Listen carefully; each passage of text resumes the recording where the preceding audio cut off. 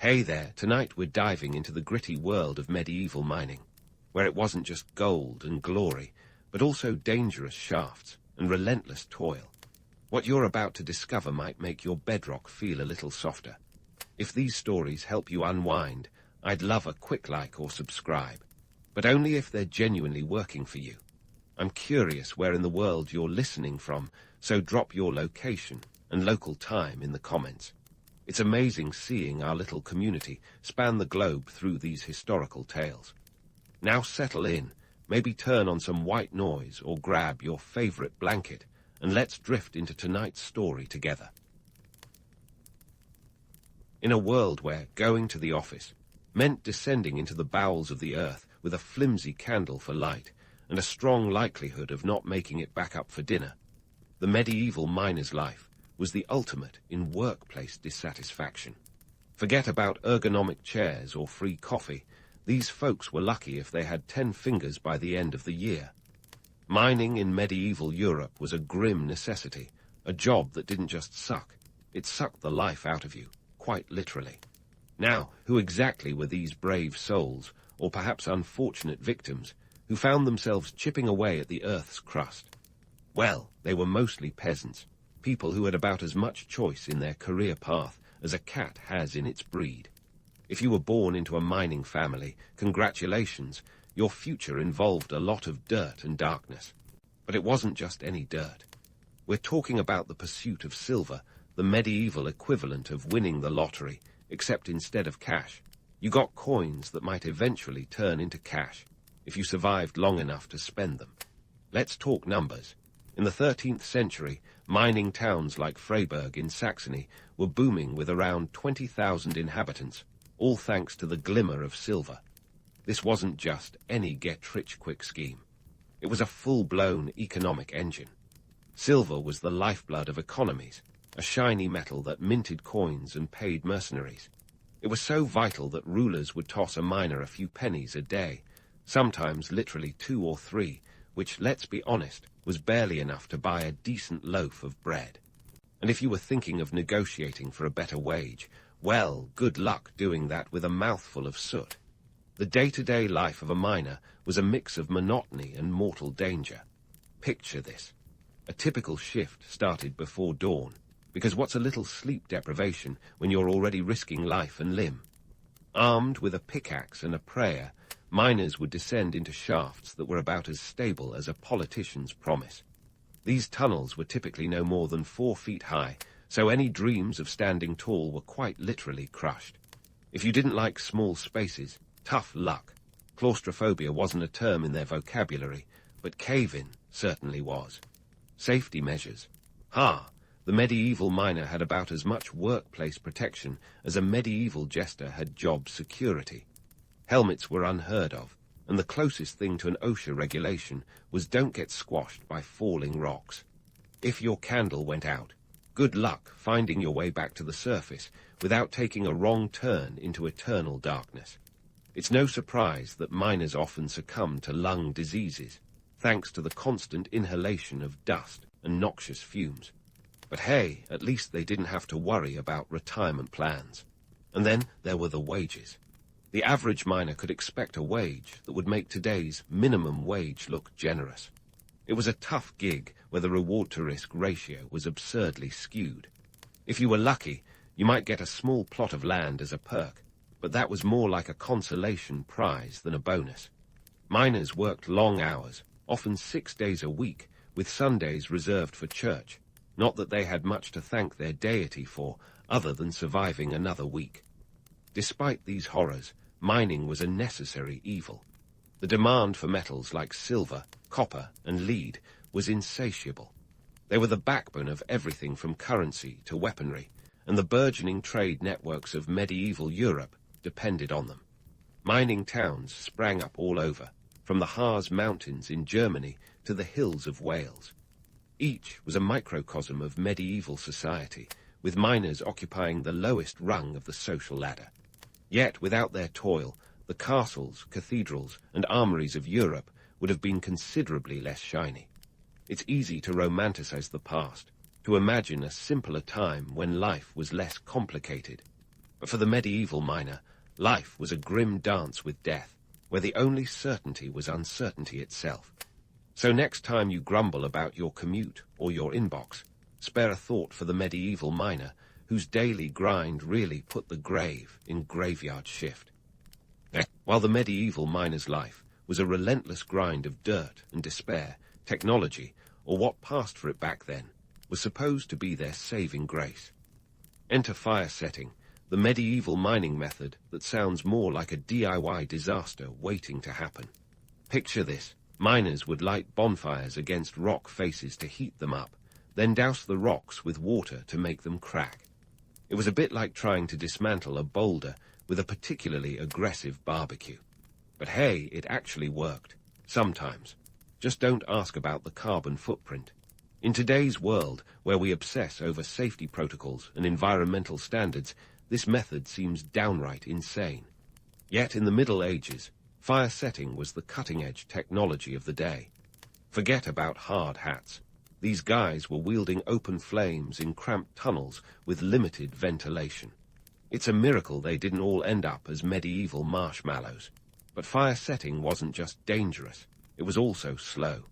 You had to wait for the fire to do its thing, which could take days.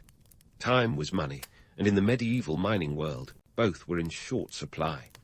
Now, let's talk ventilation, or rather, the lack thereof. Medieval mines were about as well ventilated as a coffin. If you thought your office's air conditioning was bad, imagine working in a space where fresh air was as rare as a 3-day weekend. Some mines attempted rudimentary ventilation systems, using shafts to circulate air. But in reality, these shafts were more like windpipes for dust and noxious gases, channeling as much misery as they did oxygen. It was so bad that miners often suffered from what was known as the miner's cough, a euphemism for the lung diseases that plagued them after years of inhaling toxic fumes. The physical toll of mining was brutal. Miners routinely faced debilitating injuries, crushed limbs, broken backs, and if they were lucky, just a few missing fingers. It was an occupational hazard list that would make today's health and safety officers break out in hives. And the medieval version of workers' compensation. If you could still crawl out of the mine, you were considered fit for work. The average miner's lifespan was about as long as a medieval monarch's temper, short and not particularly sweet. But amid the gloom and doom, miners developed a kind of gallows humor. After all, when you spend your days in a dark pit, you have to laugh to keep from crying.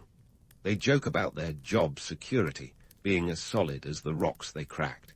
And if a fellow miner lost a limb, the joke was that he'd finally earned a day off. Dark, absolutely. But in a world where tomorrow wasn't guaranteed, humor was as essential as the pickaxe. Despite the horrors, there was a strange sort of appeal to this life. Mining offered a shot at social mobility that was otherwise out of reach for most peasants. If you struck it rich with a particularly lucrative vein of silver, you might afford a modest plot of land or a few livestock. It was the medieval version of winning the lottery, but one where you had to dig through hell and high water, literally, to claim your prize. The sheer audacity of these medieval techniques is mind-boggling when compared to modern standards. Today's miners benefit from high-tech equipment, comprehensive safety gear, and most importantly, the knowledge that their work environment won't actively try to kill them at every turn. Yet, for all its brutality, medieval mining was an essential cog in the economic machine of the time. It fueled the economies of burgeoning cities, allowing them to mint coins, pay armies, and build the architectural marvels we still admire today. So, the next time you plug in your laptop or flip on the light switch, spare a thought for those medieval miners. Sure, they didn't have to deal with buffering or blown fuses, but they also risked life and limb for the metal that laid the foundation of modern civilization. They were the unsung heroes of their time, their contributions buried as deep as the ores they mined. While we may romanticize their grit and tenacity, let's not forget the harsh reality of their daily grind, a life where the only thing more certain than death was taxes. And maybe, just maybe, a little gallows humor was the best way to cope with it all. But while gallows humor was a coping mechanism, it didn't change the fact that medieval mining communities were a microcosm of society's grit and grind. Picture a bustling mining town, where the air was thick with ambition, dust, and maybe a hint of desperation. These weren't just places where rocks were hacked apart. They were full-blown social ecosystems, complete with hierarchies, unspoken rules, and the occasional scandal. Women and children weren't just passive spectators in this gritty drama. No, they were right in the thick of it, playing roles that ranged from essential to exploitative. Women often worked above ground, sorting ores or managing the household economy, a task about as simple as balancing a budget with monopoly money. In some cases, they descended into the mines themselves, participating in tasks like washing and sorting minerals. These were not the glamorous roles that Hollywood might have us believe. They were grueling, dirty, and dangerous. Yet, women were indispensable to the mining operation, providing the labor needed to keep the economic wheels turning. And then there were the children. Forget about childhood being a time of innocence and play. In a mining community, even the youngest had roles to fill. Kids were typically tasked with carrying water, picking through tailings, or sorting small stones. It wasn't just a family business, it was a family necessity. The survival of the household often depended on every member contributing to the labor pool. This was less about choice and more about survival, a harsh reality that was as unyielding as the rocks they mined. Now let's tackle that age-old myth, the idea of miners striking it rich. Sure, every miner had the dream of stumbling upon a massive silver vein, a find that would catapult them from the darkness of the mine to the daylight of affluence. But for most, this was about as likely as a medieval knight finding a unicorn on his morning ride. In reality, the profits were often skimmed off by the mine owners or the local lords, leaving the miners with little more than the dirt under their fingernails. Even if a miner did manage to find a significant deposit, the taxes and tithes imposed by the church and state would swoop in like vultures. The crown and the church knew a good gig when they saw one, and they were more than happy to take their share of the pie, leaving the miners with crumbs. Speaking of the church, its role in mining communities was both a blessing and a curse. On one hand, the church provided spiritual solace and was often the center of communal life. On the other, it was another hand in the miner's pocket. Tithes were a non-negotiable expense, and refusal to pay could result in excommunication, a social death sentence far worse than any economic hardship.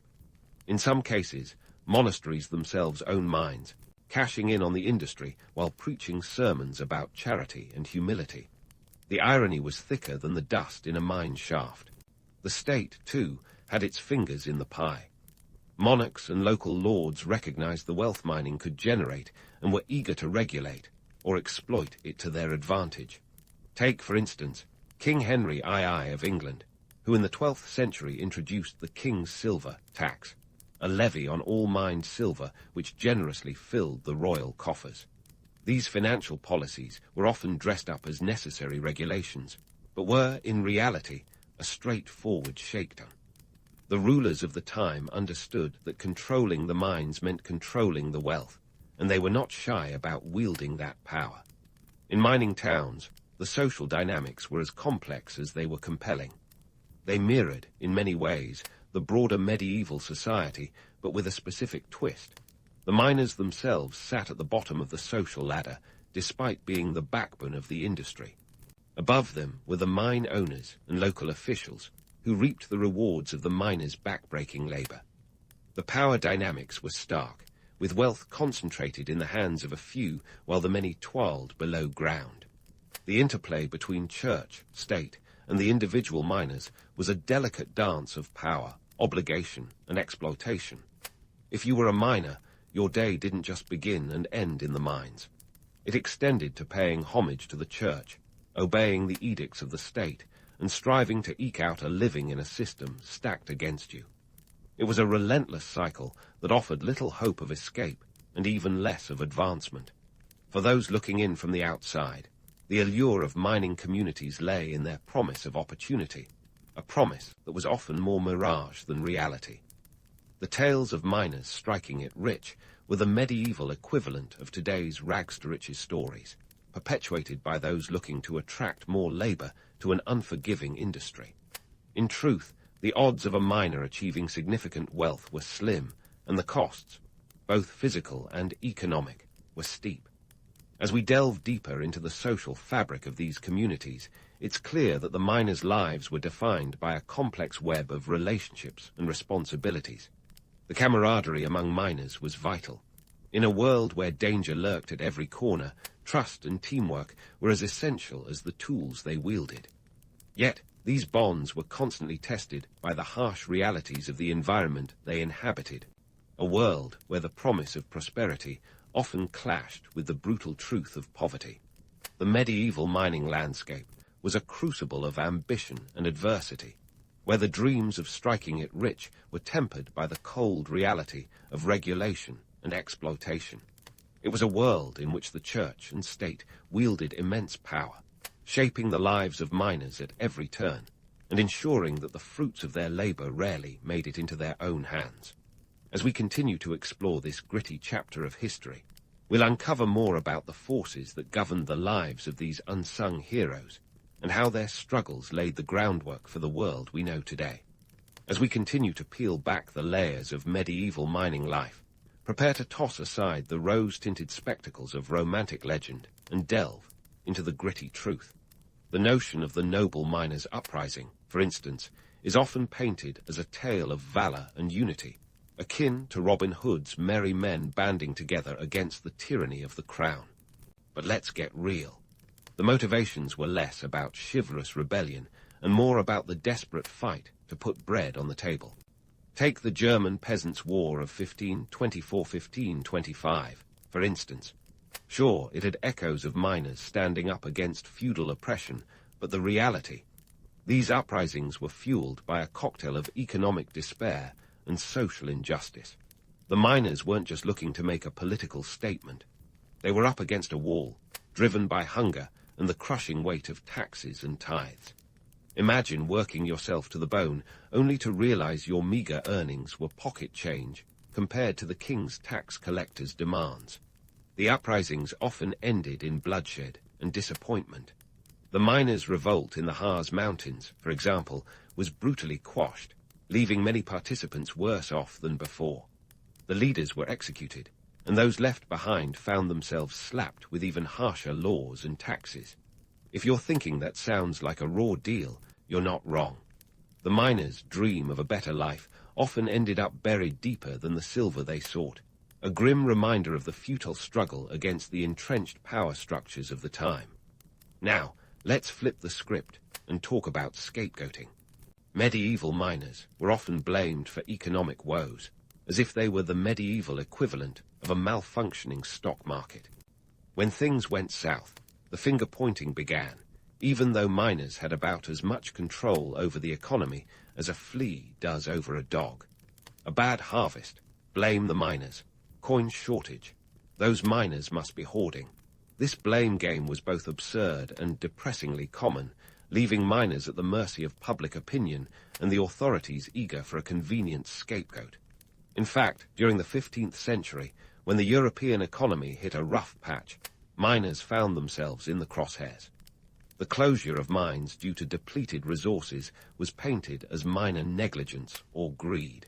It was a bit like blaming the pizza delivery guy because you ran out of dough, but this scapegoating had real consequences. Miners' social standing took a hit, and they were often viewed as the pariahs of their communities, the unlucky souls who were easy to blame but hard to help. To understand the dire consequences of this scapegoating, let's turn to primary sources. Records from the time reveal the harsh penalties miners faced, from increased taxes to forced labor. In some cases, entire mining families were evicted from their homes, a punishment as cold as the medieval winters they faced. The stark reality was that miners, despite their essential role in the economy, were treated with suspicion and disdain. Their lives a constant balancing act between survival and ostracism. Yet the legend of the noble miner persists, a romantic notion that glosses over the grit and grime of their existence. It's easy to see why. After all, Who doesn't love an underdog story? But the truth is, these miners weren't knights in shining armor. They were ordinary people caught in extraordinary circumstances, battling against a system that saw them as expendable. In this harsh landscape, miners banded together out of necessity, creating tight-knit communities bound by shared hardship. They developed their own culture, complete with songs, stories, and traditions that celebrated their resilience. But even these communities weren't immune to the pressures from above. As mining towns grew, so did the meddling of the powers that be, eager to exploit the burgeoning industry for their own gain. The interplay between myth and reality in the tale of the medieval miner reveals much about human nature. We're drawn to stories of heroism and defiance, even when the truth is far less glamorous. The miners' lives were marked by struggle, their contributions often overlooked in favor of more palatable narratives. Yet their legacy endures, a testament to their resilience in the face of overwhelming odds. As we continue to explore the world of medieval mining, let's keep in mind the stark contrast between the romanticized legends and the harsh realities these miners faced. They were not the heroes of grand tales, but their persistence and grit laid the groundwork for the economic engines that would drive Europe forward. In the end, the story of the medieval miner is a reminder of the human spirit's capacity to endure, even when the odds are stacked higher than the piles of ore they toil to extract. And so, the story unfolds, with more layers to uncover and myths to dismantle. Stay tuned as we continue this journey through the tunnels of history, shining a light on the dark corners where truth and legend entwine. The next chapter awaits, with fresh insights and revelations to come. While the medieval miner's story has been a gritty saga of hardship and resilience, it's time to zoom out and inspect the long-term ripple effects of this grueling industry.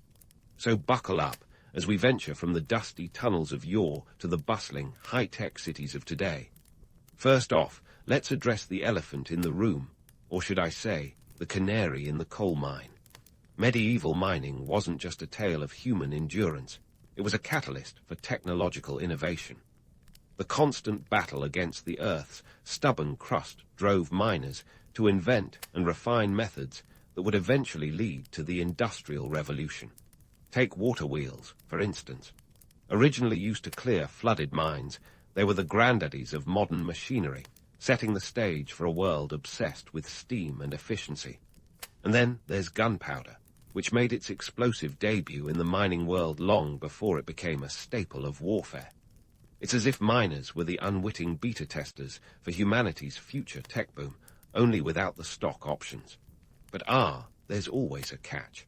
While medieval miners were inadvertently paving the way for technological progress, they were also leaving behind a less than glamorous legacy: environmental damage. Mining towns were like medieval factories, churning out not just precious metals, but also pollution. Water sources became toxic, landscapes were scarred, and let's not even start on the deforestation courtesy of fire setting. Fast forward to today, and we're still grappling with these environmental consequences. It's a sobering reminder that while medieval mining helped build empires, it also taught us a few lessons in ecological humility, or at least it should have. Now, let's dig into the economic tapestry that medieval mining helped weave. The silver extracted from mines didn't just line the pockets of kings and lords. It minted the coins that fueled burgeoning economies across Europe. By the 14th century, mining regions such as the Harz Mountains and the Bohemian Basin were economic powerhouses, driving trade and commerce.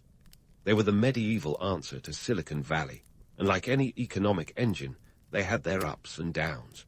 When mines dried up or were exhausted, towns could quickly turn into ghost towns.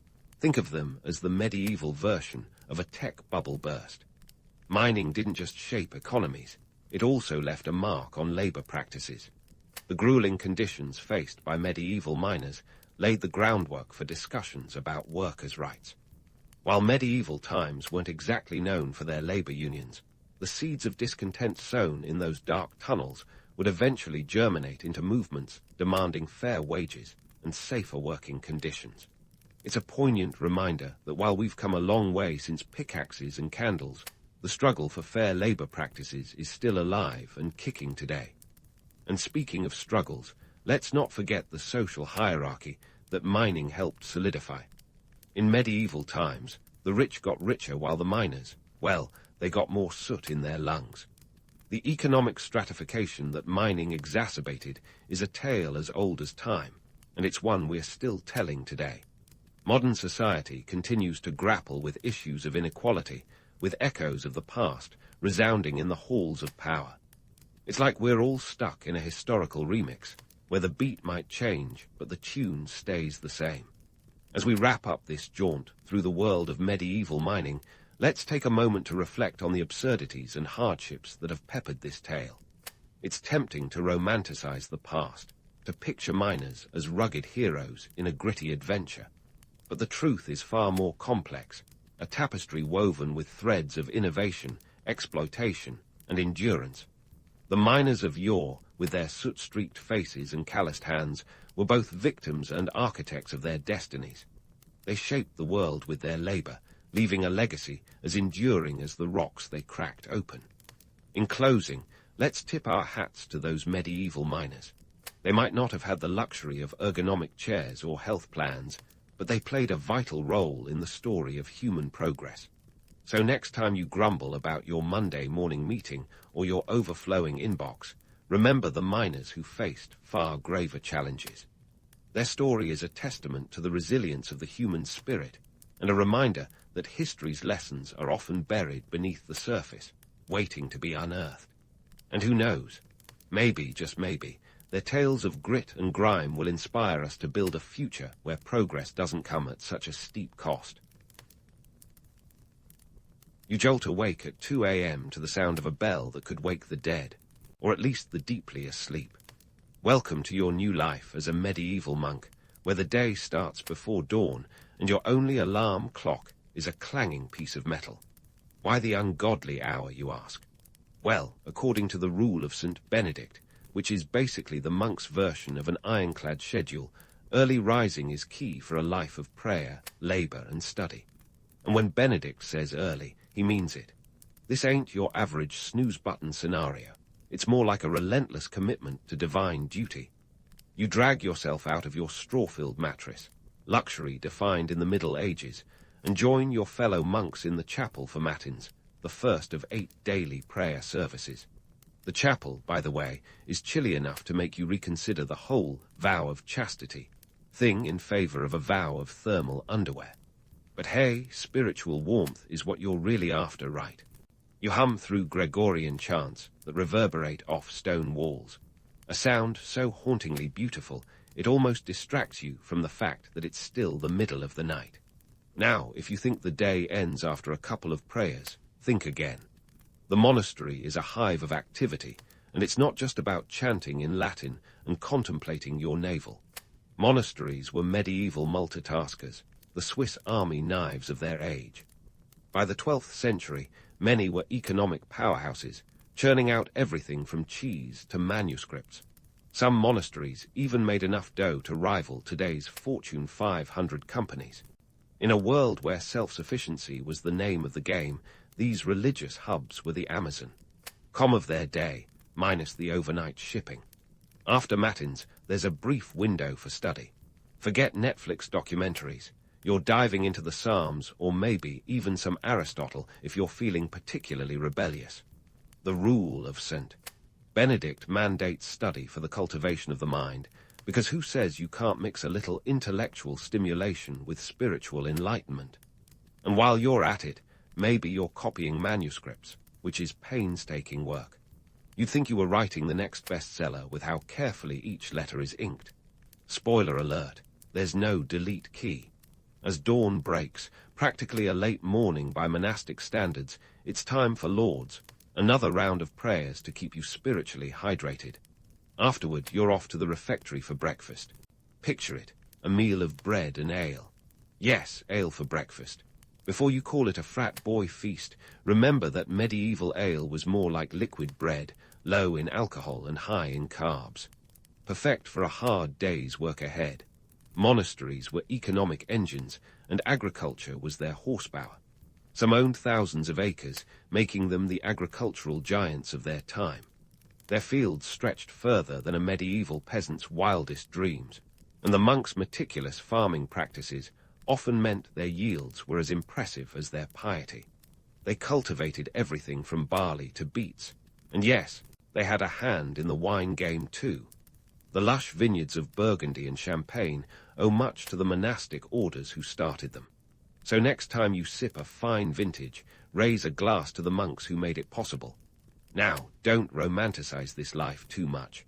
The work was grueling and the schedule unrelenting.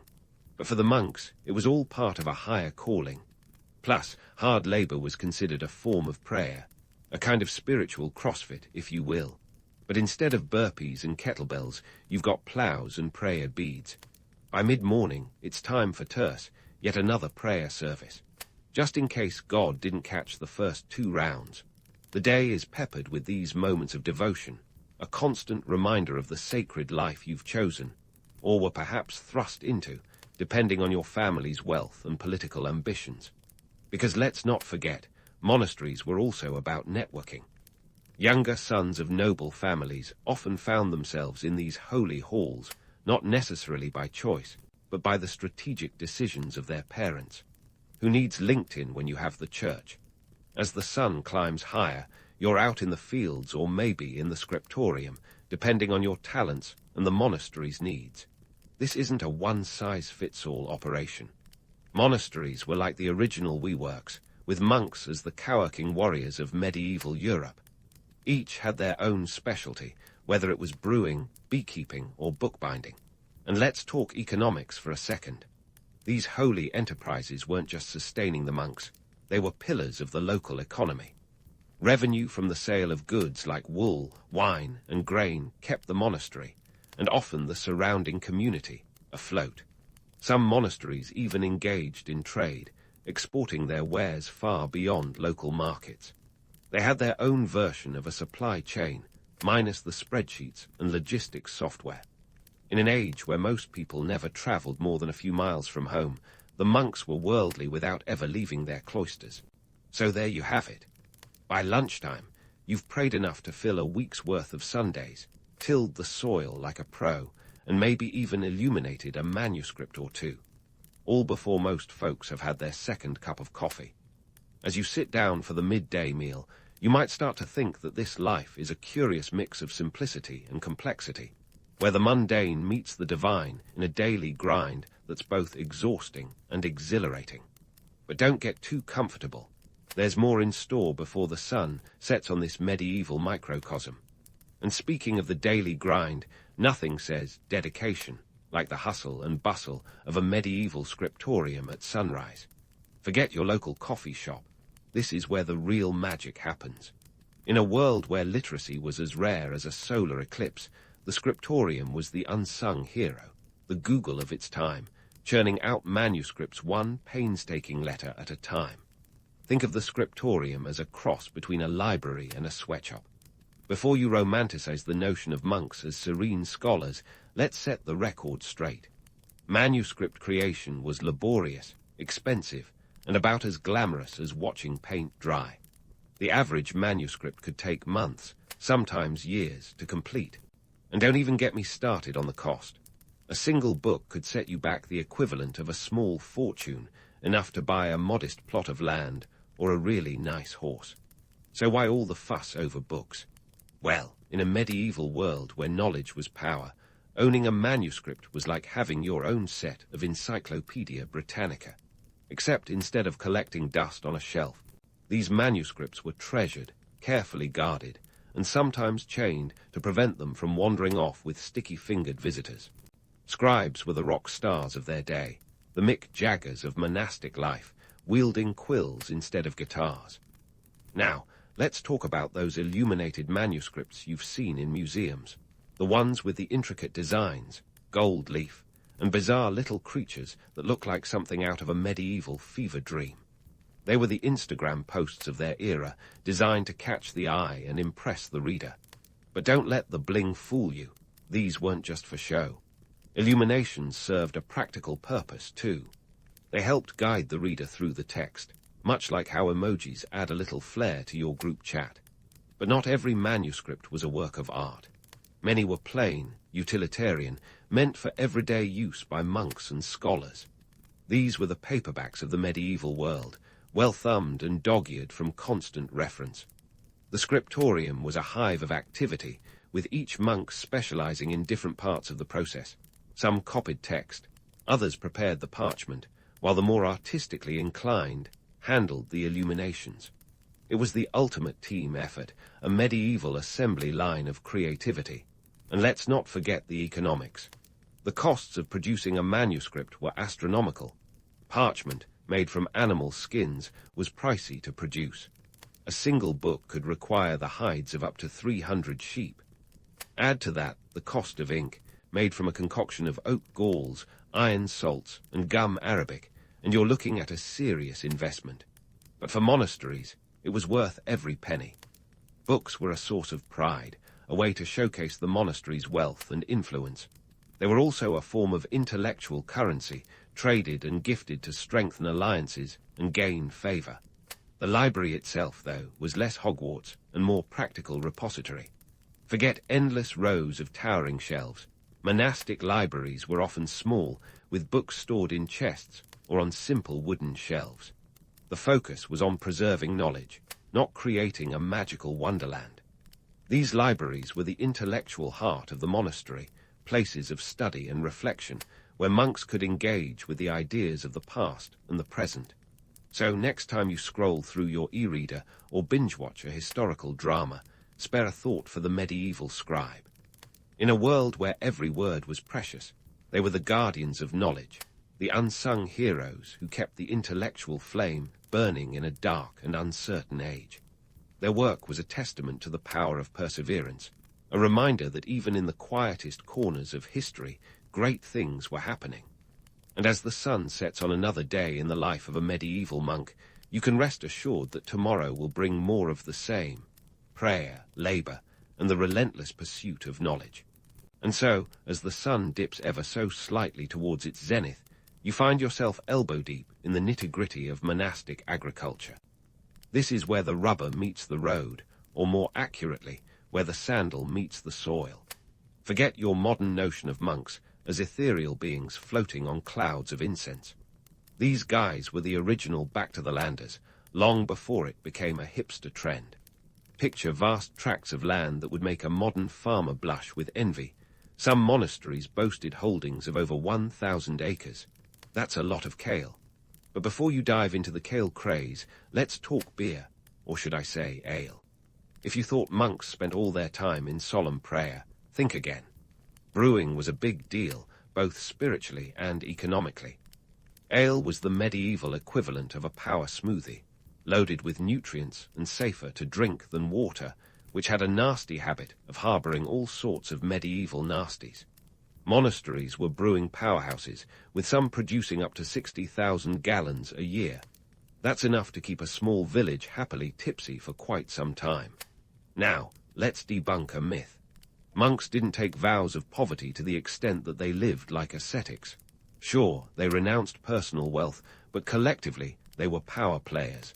Land ownership was the key to their economic clout. Picture this. Monasteries controlled up to a third of the fertile land in some regions. More land meant more crops, more wool, more wine, and ultimately more power. And with great power comes great politics. In the cutthroat world of medieval politics, monasteries were like players in a never-ending game of thrones. They were allies, adversaries, and occasionally victims of kings and nobles who eyed their resources with envious glares. The monk's diet is another historical morsel worth chewing over. Forget the stereotype of subsisting on gruel and porridge. These guys knew how to feast. Their refectory tables were laden with everything from fish to fowl, depending on the day and the religious calendar. Feast days were a big deal, a blend of spiritual celebration and gastronomic indulgence. Think of it as a potluck with divine overtones. And they didn't just eat for sustenance. They ate for the glory of God, which sometimes meant meals that lasted for hours. But don't get carried away envisioning a medieval version of a five-star dining experience. Monastic life was about balance, prayer, work, study, and yes, the occasional feast. The rule of St. Benedict even dictated modesty in meal portions, though what constituted modest could be open to interpretation. They ate 2 meals a day, with one main meal often consisting of 3 courses. The first might be a hearty pottage, the medieval answer to soup, followed by a protein like fish or eggs, and rounded off with some fruit or cheese. And of course, ale was on tap to wash it all down. As you navigate the midday bustle, you realize that self-sufficiency wasn't just a buzzword, it was a necessity. Monasteries were like self-contained ecosystems, producing everything they needed to survive. They farmed, brewed, baked, and even built their own tools. In a world where supply chains were as reliable as a medieval weather forecast, being self-reliant was the ultimate insurance policy. Now, let's turn our gaze back to those sheep, the unsung heroes of monastic economics. Wool was the medieval equivalent of black gold. England, in particular, became the wool-producing powerhouse of Europe, with monasteries at the helm of this fleece-fueled economy. A monastery's flock could number in the thousands, and the wool trade filled monastic coffers faster than you can say Cistercian.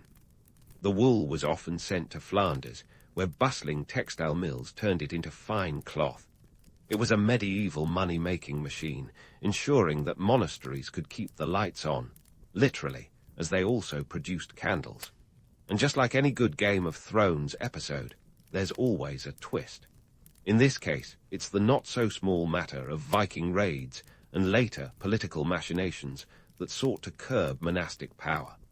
Those serene abbeys you picture in your mind. They were prime targets for marauders looking to plunder rich stores of silver and gold. Later, during the Reformation, Henry VIII famously dissolved monasteries to seize their wealth, making him perhaps the ultimate medieval disruptor. So what's the takeaway here? Monasteries were not just spiritual sanctuaries, but economic powerhouses and political players. They were the original jack-of-all-trades, balancing prayer with plows, manuscripts with mead. This intricate tapestry of monastic life is a reminder that history is rarely black and white. It's a kaleidoscope of contradictions, where devotion meets commerce, simplicity meets strategy, and the sacred dances with the everyday.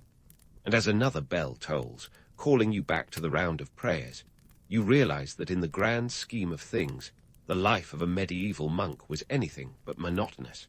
It was a symphony of the sacred and the secular, playing out in the quiet corners of history. As the afternoon sun casts its golden glow over the monastery, you're about to delve into a side of monastic life that's less about ploughing fields and more about ploughing through scrolls. Welcome to the medieval monastery, the Ivy League of its time, minus the exorbitant tuition and ivy-covered walls. Long before universities even existed, these religious hubs were the intellectual powerhouses of the Middle Ages. Move over Leonardo da Vinci, the monks were the original Renaissance men. Now, you might think that all this scholarly activity was just another part of their religious devotion, and you wouldn't be entirely wrong. But there's more to it. Monasteries were the think tanks of medieval Europe, preserving and producing knowledge, while the rest of the world was busy swinging swords and plundering villages. With the fall of the Roman Empire, a lot of classical knowledge would have disappeared into the ether if not for these scholarly sanctuaries. At the heart of this intellectual life was the scriptorium, a bustling beehive of bookish activity. Picture rows of monks hunched over desks, quills in hand, copying texts by the flickering light of oil lamps. But don't let the romantic image fool you. This was a job that could cause serious writer's cramp. Forget your ergonomic office chair. These guys were the original keyboard warriors, laboring over manuscripts with the precision of a surgeon and the patience of a saint. Subjects taught in these monasteries were as diverse as the medieval mind could allow. Theology was, of course, the star of the show, but it had a strong supporting cast. You'd find everything from astronomy to arithmetic, with a little bit of logic and rhetoric thrown in for good measure. Consider it your medieval liberal arts education, minus the student loans. Greek and Latin were the languages of choice, the ancient equivalents of having a LinkedIn profile in both English and Mandarin. And let's not forget Latin's role as the medieval equivalent of Esperanto, a universal language that kept scholars on the same page, literally and figuratively. But why Latin, you ask? Well, aside from being the language of the church, Latin was the lingua franca that bridged the gap between different cultures and regions. Whether you were in a Spanish monastery or an Irish abbey, Latin was the glue that held the scholarly world together. It was the medieval version of Google Translate, but with fewer mistranslations and more grammatical flair. Now, let's debunk a little myth about monastic life, the notion that these scholarly pursuits were a purely male domain. Enter the nuns, stage left. Far from being monks in habits, nuns played a vital role in the intellectual and cultural life of their communities. Though often overlooked, these women were pivotal in the preservation and transmission of knowledge. Take Hildegard of Bingen, for example. A 12th century German nun, she was a composer, writer and philosopher whose work spanned everything from theology to medicine. Think of her as a medieval Martha Stewart with a penchant for visionary theology. Nuns also contributed significantly to the arts. Their embroidery wasn't just about making things pretty. It was a form of storytelling and religious expression. These works were the medieval equivalent of a graphic novel depicting biblical scenes and saints' lives with a needle and thread. And let's not forget their contributions to music.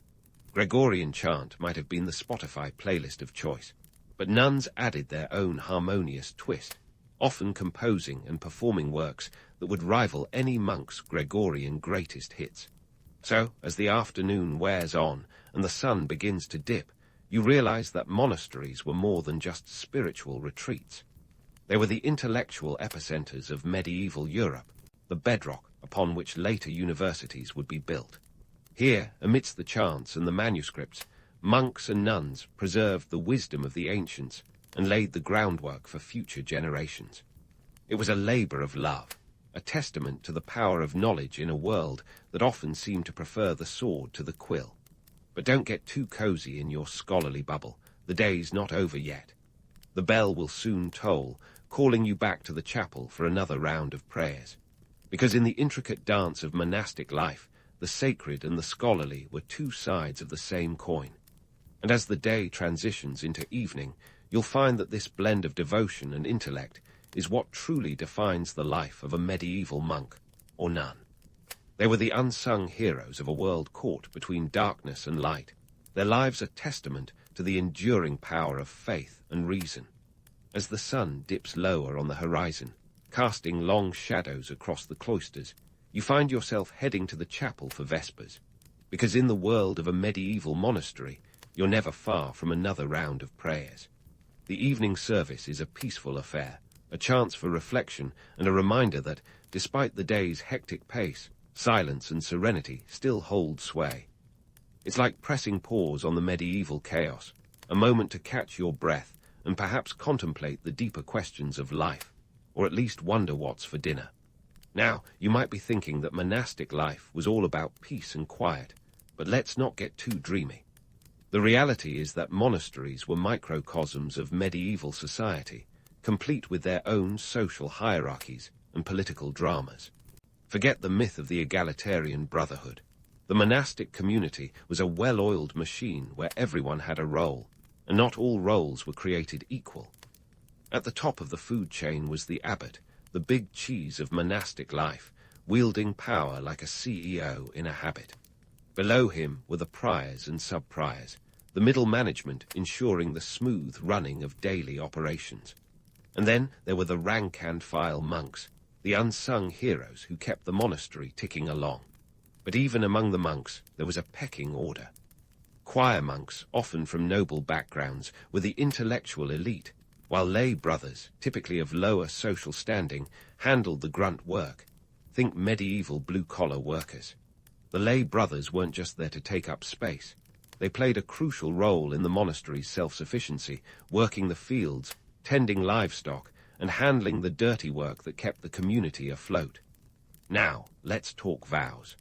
You've probably heard of the big three: poverty, chastity, and obedience. These weren't just suggestions. They were the cornerstones of monastic life, shaping everything from what you wore to how you spent your day. The vow of poverty meant no personal possessions, though the monastery itself could be rolling in dough. Chastity, well, that was pretty straightforward. No tinder for these guys. And obedience was the glue that held it all together, a commitment to follow the rule of St. Benedict and the whims of the abbot alike. But why would anyone choose this life? Well, not everyone did. For many, the monastery was less a calling and more a career path. Younger sons of noble families, with no inheritance on the horizon, often found themselves destined for a life in the cloisters. It was a strategic move, a way to secure their future while freeing up family resources for the elder siblings. Others entered monastic life as a form of retirement. Tired of the cutthroat world outside, they sought refuge in the relative stability of the monastery, a place where they could trade worldly worries for spiritual pursuits. As the echoes of the final hymn fade, you realize that monasteries were far from the idyllic havens of peace and prayer we like to imagine. They were bustling centers of activity, where the sacred and the secular were in constant dialogue. Economic powerhouses, they were as much about survival as salvation, places where the divine was intertwined with the demands of daily life. And what of their legacy? Well, monasteries left an indelible mark on the cultural and economic landscape of Europe. These spiritual hubs were also the engines of innovation, driving advances in agriculture, brewing, and education. They were the original green pioneers, mastering crop rotation and soil management long before it was cool. Their contributions to the arts and sciences laid the groundwork for the Renaissance and beyond, ensuring that knowledge was preserved even as empires rose and fell. In modern culture, monasteries have taken on an almost mythical quality. They've become symbols of tranquility and contemplation, the ultimate escape from the hustle and bustle of modern life. Yet, the reality is far more nuanced. These were places of hard work and harder choices, where devotion coexisted with commerce, and the pursuit of the divine was often tempered by the demands of the earthly. So, as you leave the chapel and head towards the refectory for the evening meal, take a moment to reflect on the complex tapestry of monastic life. It was a world of contradictions, where silence and song, prayer and labor, coexisted in a delicate balance. The monks and nuns who walked these halls were pioneers, preserving the wisdom of the ancients while charting a course for future generations. And as the day winds to a close, you realize that the life of a medieval monk was anything but simple. It was a journey of faith and fortitude, a testament to the enduring power of community and the human spirit. So next time you hear the toll of a distant bell, remember the monks who answered its call, shaping the course of history one prayer, one page, and one pint of ale at a time. In the Tuscan town of Vinci, nestled between olive groves and vineyards, a baby named Leonardo was born on April 15, 1452. Now, before anyone starts imagining a cherubic infant sketching the Mona Lisa on his crib walls, let's set the record straight. Leonardo's beginnings were about as humble as they come. His father, Sir Piero da Vinci, was a notary, and his mother, Caterina, was a peasant, unmarried, which made Leonardo technically illegitimate. A scandal. Perhaps, but in 15th century Italy, it was more like a mildly raised eyebrow. Growing up, young Leonardo was less a prodigy and more a curious kid with a penchant for oddball tinkering. He wasn't dissecting frogs to understand their anatomy. He was more likely trying to make a kite out of leftover parchment. His childhood wasn't a Hollywood montage of genius at work, but rather a quirky mix of trial and error. Leonardo wasn't handed a silver palette. He was more like the kid who asked, "What if we mix dirt with water and see what happens?" Leonardo's family dynamics were equally colorful. With a total of 17 half-siblings, courtesy of his father's 4 marriages, it's safe to say his home life was a bit of a circus. Picture the Da Vinci family reunions, a blend of medieval chaos and sibling rivalry that might have made even Shakespeare throw up his hands and say, "Too much drama, mate." It's no wonder Leonardo often sought solitude in nature, where the only drama involved the occasional squirrel squabble. Now, let's debunk a persistent myth. Leonardo wasn't a self-taught genius who emerged fully formed from the Renaissance ether. His genius needed a little nurturing, and that came in the form of an apprenticeship with Andrea del Verrocchio, a renowned artist and jack-of-all-trades in Florence. Getting this gig wasn't about sending a killer resume or nailing an interview. It was more like winning the medieval lottery. Leonardo's father, well connected in Florence's social circles, pulled some strings to get him under Verrocchio's wing. Under Verrocchio, Leonardo learned more than just how to paint a pretty picture. He was absorbing skills in sculpture, engineering, and even a bit of metalwork. Imagine a Renaissance version of a modern-day internship at a Silicon Valley startup, where one day you're in an art studio, and the next you're helping design a bridge. It wasn't all sunshine and frescoes, though. The workshop was a hotbed of competition among apprentices, with each hoping their work would catch the eye of a wealthy patron. And in a place where egos were as inflated as a balloon in a parade, tensions could run hotter than a Florentine summer. Leonardo's early inventions also deserve a moment in the spotlight. Before he was designing flying machines and tanks, his creations were a bit more, shall we say, whimsical. Picture a wooden horse that could gallop, or an alarm clock powered by water, ideas that were brilliant in theory, but hilariously impractical in execution. These inventions were less about changing the world and more about stretching the limits of his imagination. And sure, maybe they didn't always work, but they were stepping stones to the real breakthroughs that lay ahead. For those wondering if Leonardo ever felt the sting of failure, the answer is a resounding yes. Despite his later reputation as the ultimate Renaissance man, young Leonardo was no stranger to the awkwardness of youth. He was left-handed, which in the 15th century was about as popular as pineapple on pizza. People thought it was a sign of the devil, yet Leonardo managed to turn this into an asset, creating mirror writing that still baffles historians today. Was it a secret code, or just a way to avoid smudging ink with his hand? Either way, it's proof that Leonardo was always thinking a step ahead, or perhaps sideways. In the end, Leonardo's early life wasn't a polished narrative of inevitable greatness. It was a tapestry of quirks, failures, and a bit of serendipity. He was a curious, awkward boy who grew into a curious, awkward man, one who just happened to redefine art and science. So when we think of Leonardo da Vinci, let's remember him not as a mythic genius, but as a human being with all the messy imperfections that come with the territory. After all, it's those very imperfections that made him so remarkably human, and dare we say, relatable.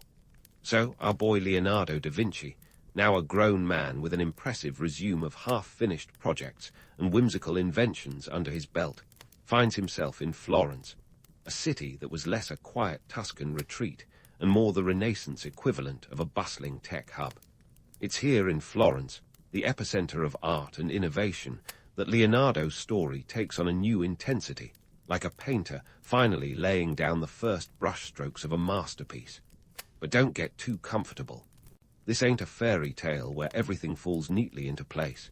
Instead, it's a tale of ambition, rivalry, and let's face it, a lot of unfinished business. Leonardo's time in Florence was a heady mix of creativity and chaos, much like trying to paint a masterpiece while juggling flaming torches. He was commissioned in 1481 to create the Adoration of the Magi for the monks of San Donato, a Scopito. Now, you'd think this would be a golden opportunity for Leonardo to prove himself. Instead, it turned into a 15th century version of a Kickstarter project that never quite delivered. Despite his innovative design that featured an elaborate background and a multitude of figures, Leonardo's masterpiece was left incomplete, an unfinished symphony of potential that never quite hit the high notes. But why did this happen? The million-florin question. For one, Leonardo had a habit of getting distracted, a bit like a cat chasing a laser pointer. He was constantly bouncing between projects, ideas, and disciplines, painting, sculpting, studying human anatomy, designing military weapons, and even dabbling in urban planning. This kind of multitasking might make for a great LinkedIn profile today, but back then, it meant a lot of half-finished canvases and frustrated patrons. Speaking of patrons, money was always a looming figure in the background, much like a Renaissance-era tax collector. Funding was a fickle friend. Patrons wanted results, not promises of future brilliance. Leonardo, with his tendency to dream big and deliver, well, eventually, if at all, often found himself in financial pinches. The adoration of the Magi was eventually abandoned when Leonardo left Florence for Milan in 1482, leaving the monks with nothing but a fascinating, albeit incomplete, work of art. While we're on the subject of Florence, let's not forget the cutthroat world of Renaissance art commissions. It was a time when artists were scrambling to secure the favor of the rich and powerful, much like influencers today vying for brand deals. Competition was fierce, and Leonardo's biggest rival was none other than Michelangelo Buonarroti. Their rivalry was the stuff of legend, a real clash of the titans that was part art critique, part playground squabble. Michelangelo, the younger of the two, was everything Leonardo wasn't: brash, outspoken, and relentless in his work ethic. While Leonardo was busy contemplating the mysteries of the universe and sketching designs for flying machines, Michelangelo was churning out sculptures like David that not only wowed the public, but also secured his place in the annals of art history. Their mutual disdain was well documented, with Leonardo allegedly mocking Michelangelo's unfinished works, and Michelangelo reportedly referring to Leonardo as someone who makes fun of others but can't finish his own projects. Ouch, right. This rivalry wasn't just about personal differences. It highlighted the broader economic and social dynamics of the time.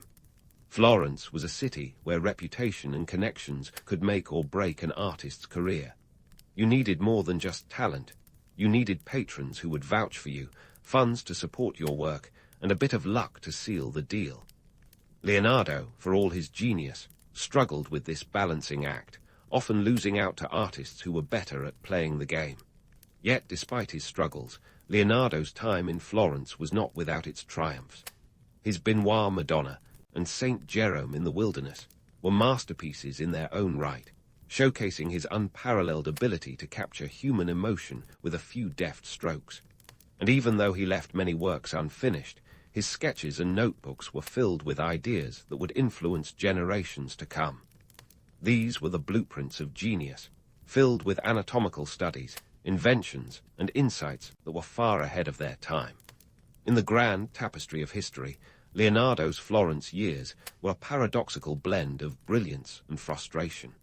He was a man caught in the tension between ambition and execution, between the ideal and the reality. And while he may not have been the most reliable artist when it came to finishing projects, his legacy is anything but incomplete.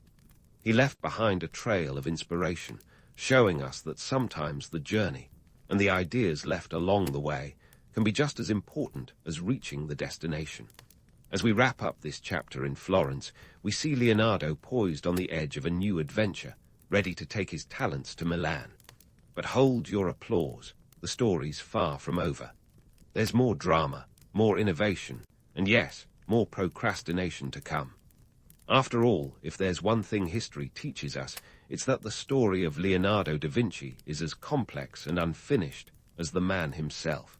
Stay tuned, because the Renaissance roller coaster is just getting started.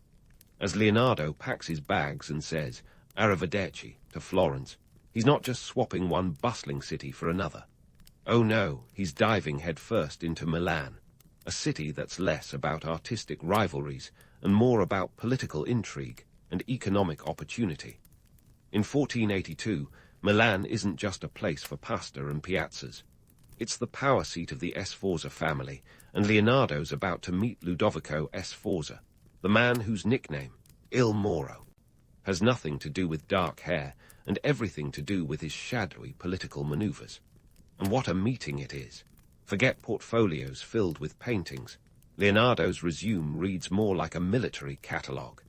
In a letter to Ludovico, he rattles off his engineering prowess with the confidence of a Renaissance Elon Musk.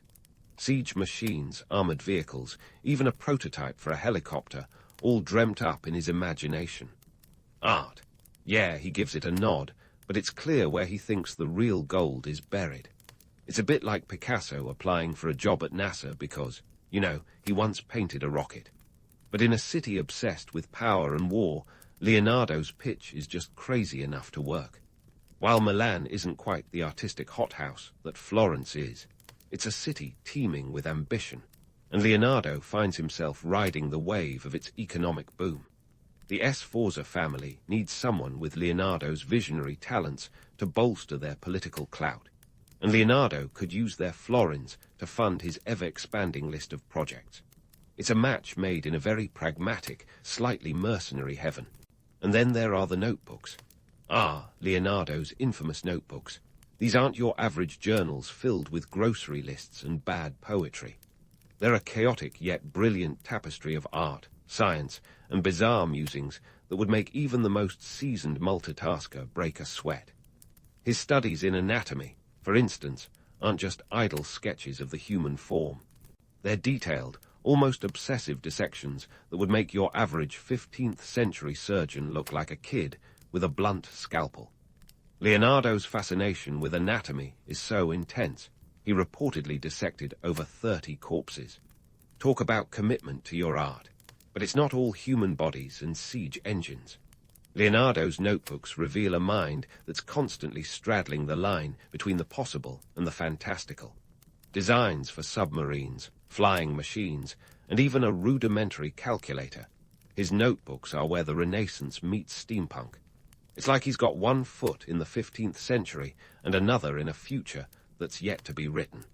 Amidst all the anatomical sketches and engineering schematics, Leonardo finds time for a little art project on the side, one that would become one of his most famous and infamous works, The Last Supper. Commissioned by Ludovico for the convent of Santa Maria del Grazie, this is no ordinary fresco.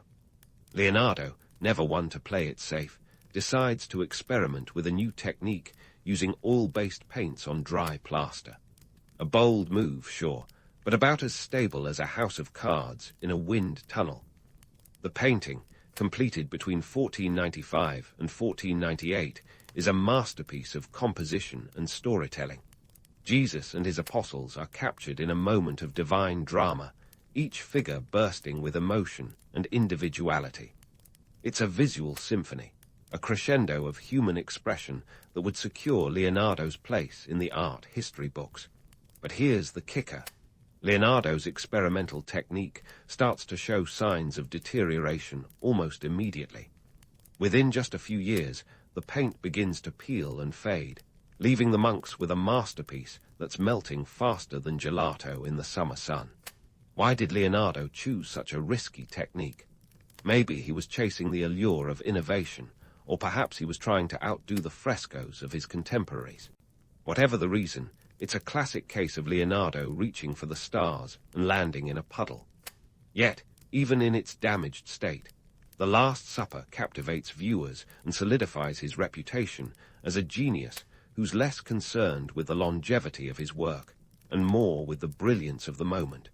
Meanwhile, back in the world of military engineering, Leonardo is busy designing everything from machine guns to giant crossbows, each more fantastical than the last. And while many of these inventions remain more blueprint than battlefield-ready, they're a testament to Leonardo's relentless curiosity and boundless imagination. He's a man with a foot in every camp, artist, scientist, inventor, and engineer, a Renaissance man in every sense of the word. In Milan, Leonardo finds himself at the intersection of art and industry, where his dual passions for creativity and innovation can flourish.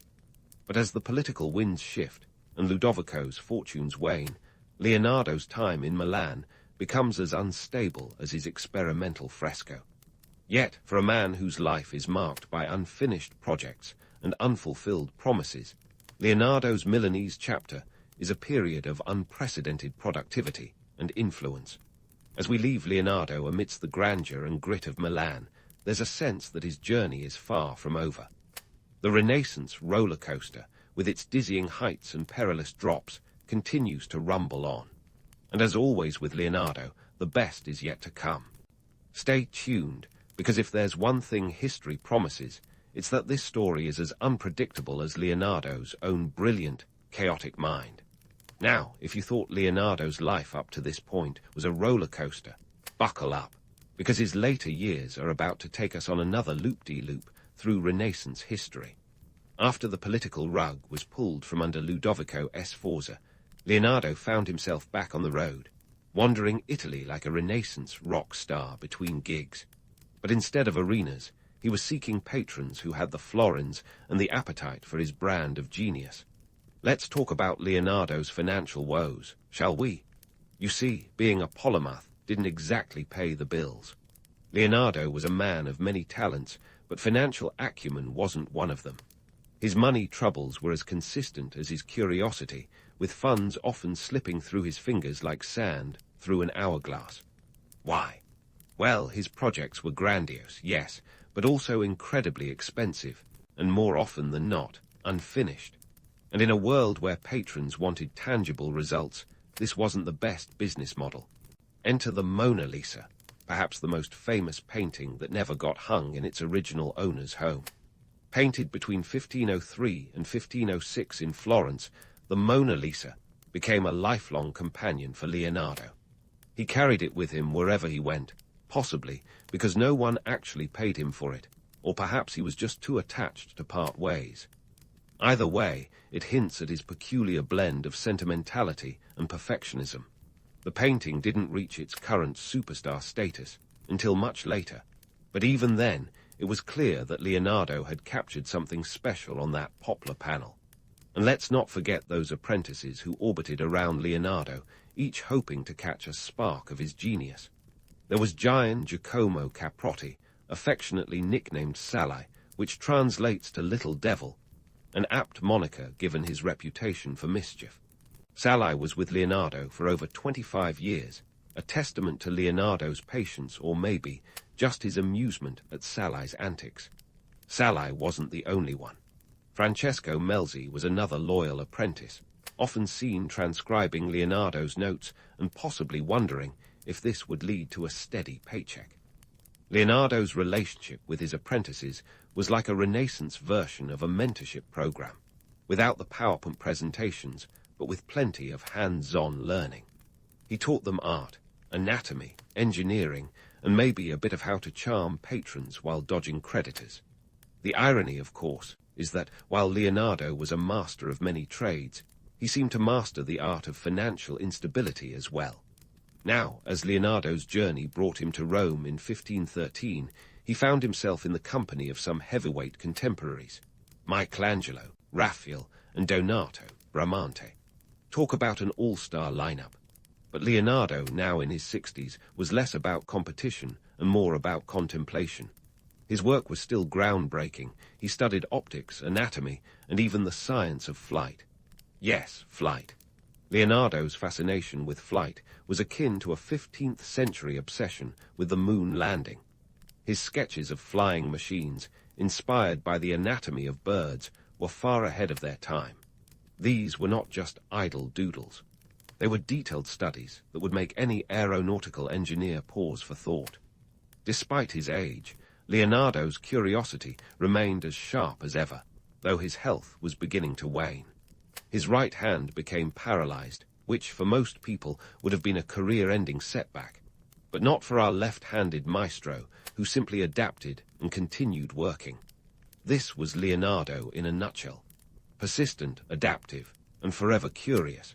But let's fast forward to 1516, when Leonardo packed up his paints, notebooks, and that enigmatic lady with the mysterious smile, and headed to France. King Francis I of France, a Renaissance fanboy with a taste for Italian art, invited Leonardo to his court. Francis was eager to have the esteemed polymath in his entourage, and he offered Leonardo the title of first painter and engineer of the king. Talk about a job title that opens doors. The move to France was a game-changer for Leonardo. In Ambiance, residing at the Château du Clos-Lucé, Leonardo had the freedom to pursue his interests without the financial pressures of his earlier years. Francis I was more than just a patron. He was a genuine admirer, often seen visiting Leonardo to discuss art, science, and those ever-elusive flying machines. It was a friendship that transcended the typical patron-artist relationship, based on mutual respect and a shared love of knowledge. In his final years, Leonardo continued to work on his beloved notebooks, sketching out ideas and insights that would inspire future generations. He explored the intricacies of the human body, studied the motion of water, and pondered the mysteries of the universe. Even as age and illness slowed him down, Leonardo's mind was a whirlwind of ideas, a testament to a life spent in relentless pursuit of the unknown. Yet it wasn't all golden sunsets and leisurely strolls through the Loire Valley. Leonardo was still haunted by the spectre of unfinished projects, a legacy of almost but not quite there masterpieces. But perhaps it was this very trait, this inability to settle for anything less than perfection, that fueled his genius. He was a man who saw the world not as it was, but as it could be, a visionary in the truest sense.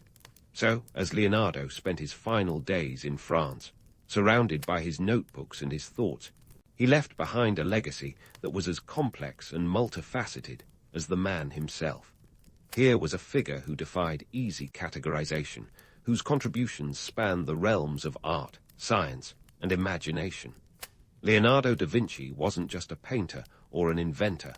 He was a harbinger of what humanity could achieve when curiosity and creativity collided.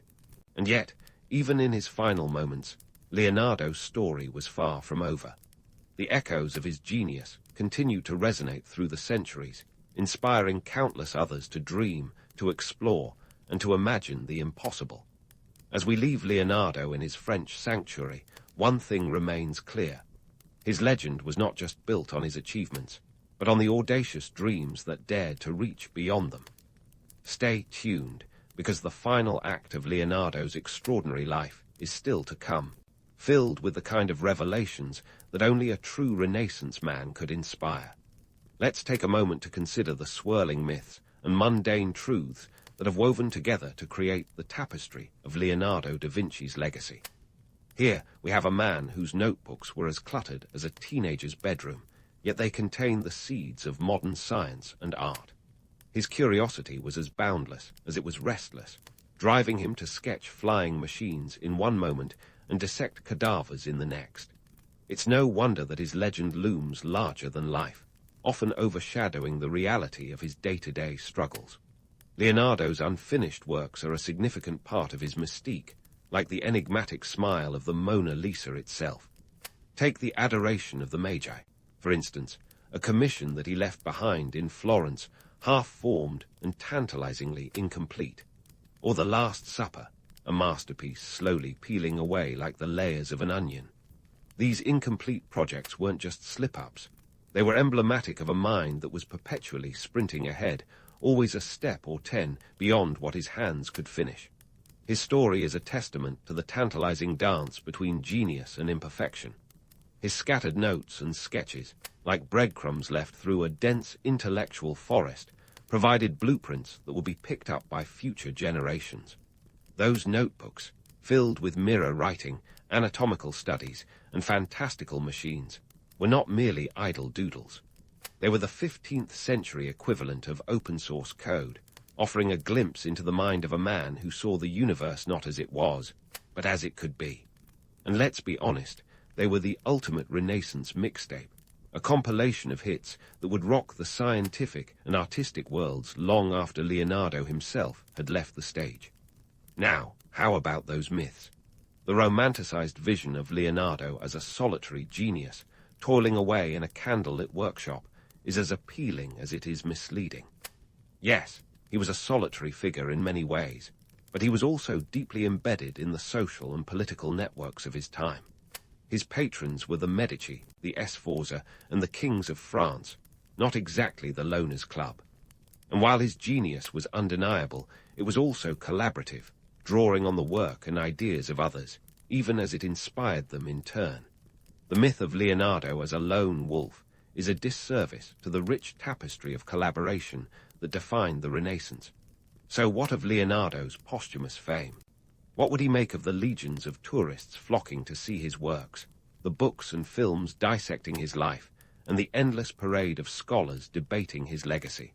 Given that he spent much of his life fretting over money and deadlines, he might be amused, or perhaps slightly exasperated, by the fact that his fame today is partly built on the very projects he left unfinished. Leonardo was a man who worried about paying his bills and meeting his commitments. Yet here we are, centuries later, celebrating him as the ultimate Renaissance success story. In terms of economic context, Leonardo's world was as much about florins and politics as it was about paints and pigments. Patrons financed his masterpieces with the expectation of returns, whether in prestige, political influence, or tangible assets. Leonardo's ability to navigate these waters was key to his survival and success, even if it occasionally left him adrift in a sea of incomplete commissions. The economic realities of the Renaissance were a harsh teacher, and Leonardo's financial woes were as much a part of his story as his artistic triumphs. Yet, amid the fiscal frustrations and unfinished projects, there lies the enduring impact of Leonardo's interdisciplinary approach. He was a man who saw no boundaries between art and science, whose imagination was as unfettered as a kite soaring in the Tuscan sky. This fusion of disciplines, observing the natural world to inform his art, using artistic techniques to explore scientific ideas, laid the groundwork for future generations. He was the original thinker outside the box, a polymath before the term even existed. So as we draw the curtain on Leonardo's life, it's clear that his legacy is one of inspiration, a call to embrace curiosity, to explore the unknown, and to imagine the impossible. His story is a reminder that genius is not about perfection or completion, but about the pursuit of knowledge and the courage to dream. As we look back on Leonardo da Vinci, we see a man who was as complex as his times, whose legacy continues to challenge and inspire us to this day. And while we can only speculate about Leonardo's thoughts on his posthumous fame, one thing is certain. His life was a testament to the enduring power of curiosity and creativity. In a world where deadlines and dollars often dictate success, Leonardo's story reminds us that sometimes it is the journey and the ideas left along the way that truly define greatness. So here's to Leonardo, the artist, the scientist, the dreamer, a Renaissance man for all time. If you thought your boss was demanding, try working under an emperor of ancient China. These guys didn't just want coffee. They wanted divine reverence, preferably with a side of absolute obedience. The Han dynasty, which kicked off around 206 BCE and strutted its stuff until 220 CE, was a prime time for this top-tier social class to flex its imperial muscles. The emperor sat at the very tip-top of the social totem pole, not merely as a political leader, but as a living god on earth. Talk about pressure. Now, if you're picturing serene scenes of a wise old emperor dispensing justice with Confucian grace, let's pump the brakes on that fantasy train. Sure, the emperor was a big deal, but he was also a big spender. It's like running a small country with the budgetary restraint of a teenager with their first credit card. The royal court was a daily spectacle of lavish banquets, glitzy palaces, and enough silk to make the fashion capitals of today look like amateur hour. But wait, there's more. All this opulence came with a hefty price tag. The economic burden on society was enormous, as you'd expect when one person's closet is the size of a small village. The common folk paid their dues in taxes, labor, and sometimes even their lives, all to keep the royal court swimming in luxury. It's a bit like a pyramid scheme, except the only person getting rich is the guy at the top. Let's talk about the emperor's divine status for a hot minute. Ancient Chinese emperors were seen as the son of heaven, a title that sounds like something straight out of a superhero movie. This divine endorsement meant they had the ultimate authority, but it also painted a big, celestial target on their backs. If things went south, be it floods, famine, or a particularly bad hair day, the emperor was the first to get blamed. Divine power, sure. Divine immunity, not so much. Of course, being an emperor wasn't all doom and gloom. There were perks, like having an entourage that would make today's celebrities look downright lonely. The royal court was a microcosm of power and privilege, filled with officials, concubines, and enough intrigue to fill a season of a juicy TV drama. But for every tale of imperial majesty, there's a shadowy story of palace plots and betrayal. It was a place where whispering walls and silent daggers were part of the daily grind. Despite the larger-than-life image, these emperors were far from omnipotent. Many historians, and probably a few disgruntled subjects, would argue that the emperor's power was more smoke and mirrors than actual divine might. They depended heavily on advisors and eunuchs, who often pulled the strings from behind the scenes. Picture a royal puppet show where the puppets think they're in charge. The mythology surrounding emperors is as rich as the gold they sat on. These myths, though charming, often gloss over the less-than-glamorous aspects of imperial rule. Take the idea that emperors were infallible. In reality, they were human, imperfect, fallible, and sometimes downright disastrous. The Han dynasty alone saw its fair share of less-than-stellar leaders, proving that even emperors have off days. One emperor who stands out in the Han dynasty is Emperor Wu, ruling from 141 to 87 BCE. Known for expanding the empire's borders and bolstering the economy, he also had a flair for personal drama worthy of a reality TV star. His reign was marked by military campaigns that stretched China's reach, but these campaigns didn't come cheap. The cost of glory was often paid with the blood and sweat of the lower classes. So, while Emperor Wu was living it up as the martial emperor, everyday folks were picking up the tab, and it wasn't a small one. Fashion in the royal court was a serious affair, and you can bet that the emperors were at the forefront of setting trends. Imagine a runway where the latest accessory might be a 3-foot-long ceremonial robe that weighs more than the wearer. And don't forget the headgear, because nothing says, "I'm in charge," quite like a hat that doubles as a small fortress. These fashion statements weren't just about style, they were about sending a message. Unfortunately, that message often got lost in translation, leaving emperors looking like they raided a costume department rather than a closet. And while we're debunking myths, let's not forget the notion that life at the top was cushy. Sure, there were perks, but the emperor's life was also a pressure cooker of expectations, political maneuvering, and the constant threat of rebellion. Being the son of heaven came with a target on your back that no amount of silk could hide. It's like being a celebrity, but instead of paparazzi, there were warlords and conspirators. In the grand tapestry of ancient Chinese history, the emperor and his royal court were the glittering stars. Yet beneath that glitter was a complex web of power, politics, and people, each thread weaving a story of its own. The Han dynasty's emperors were not just figures of divine authority. They were humans navigating the treacherous waters of leadership, often with more style than substance. So, next time you hear tales of imperial grandeur, remember, behind every great emperor was a great mess of economics, politics, and yes, even fashion disasters. Speaking of fashion disasters and political masquerades, let's shift gears from the emperors in their silk fortresses to the shadowy masterminds behind the scenes, the scholar bureaucrats. These were the folks who kept the empire's wheels turning while the emperor was busy trying on the latest haute couture hat. Picture a class of genteel power brokers, weaving policies and governance with the delicate precision of a silk weaver, all while navigating an intricate social hierarchy that would make a soap opera seem straightforward. Now, if you think getting into Harvard is tough, you clearly haven't met the ancient Chinese civil service exams. These weren't your average SATs. They were more like a gladiatorial arena for the brainiacs of ancient China.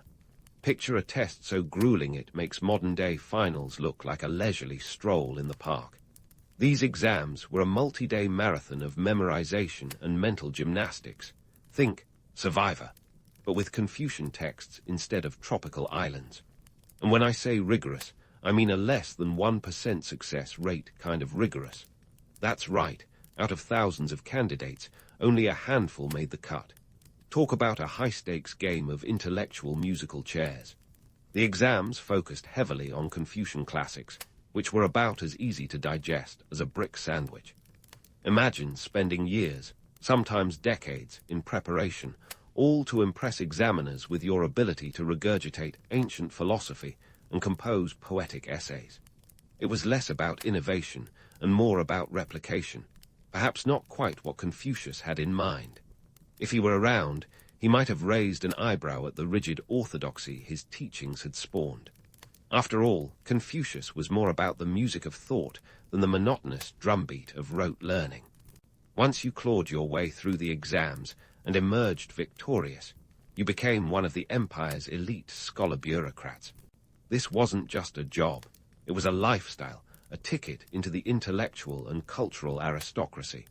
You went from being a nobody to having a say in the empire's grand decisions, everything from the collection of taxes to the implementation of laws.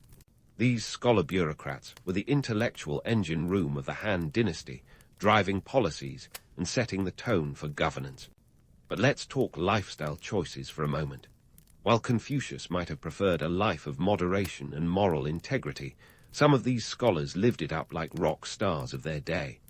With their newfound status came perks, lavish banquets, political clout, and social influence.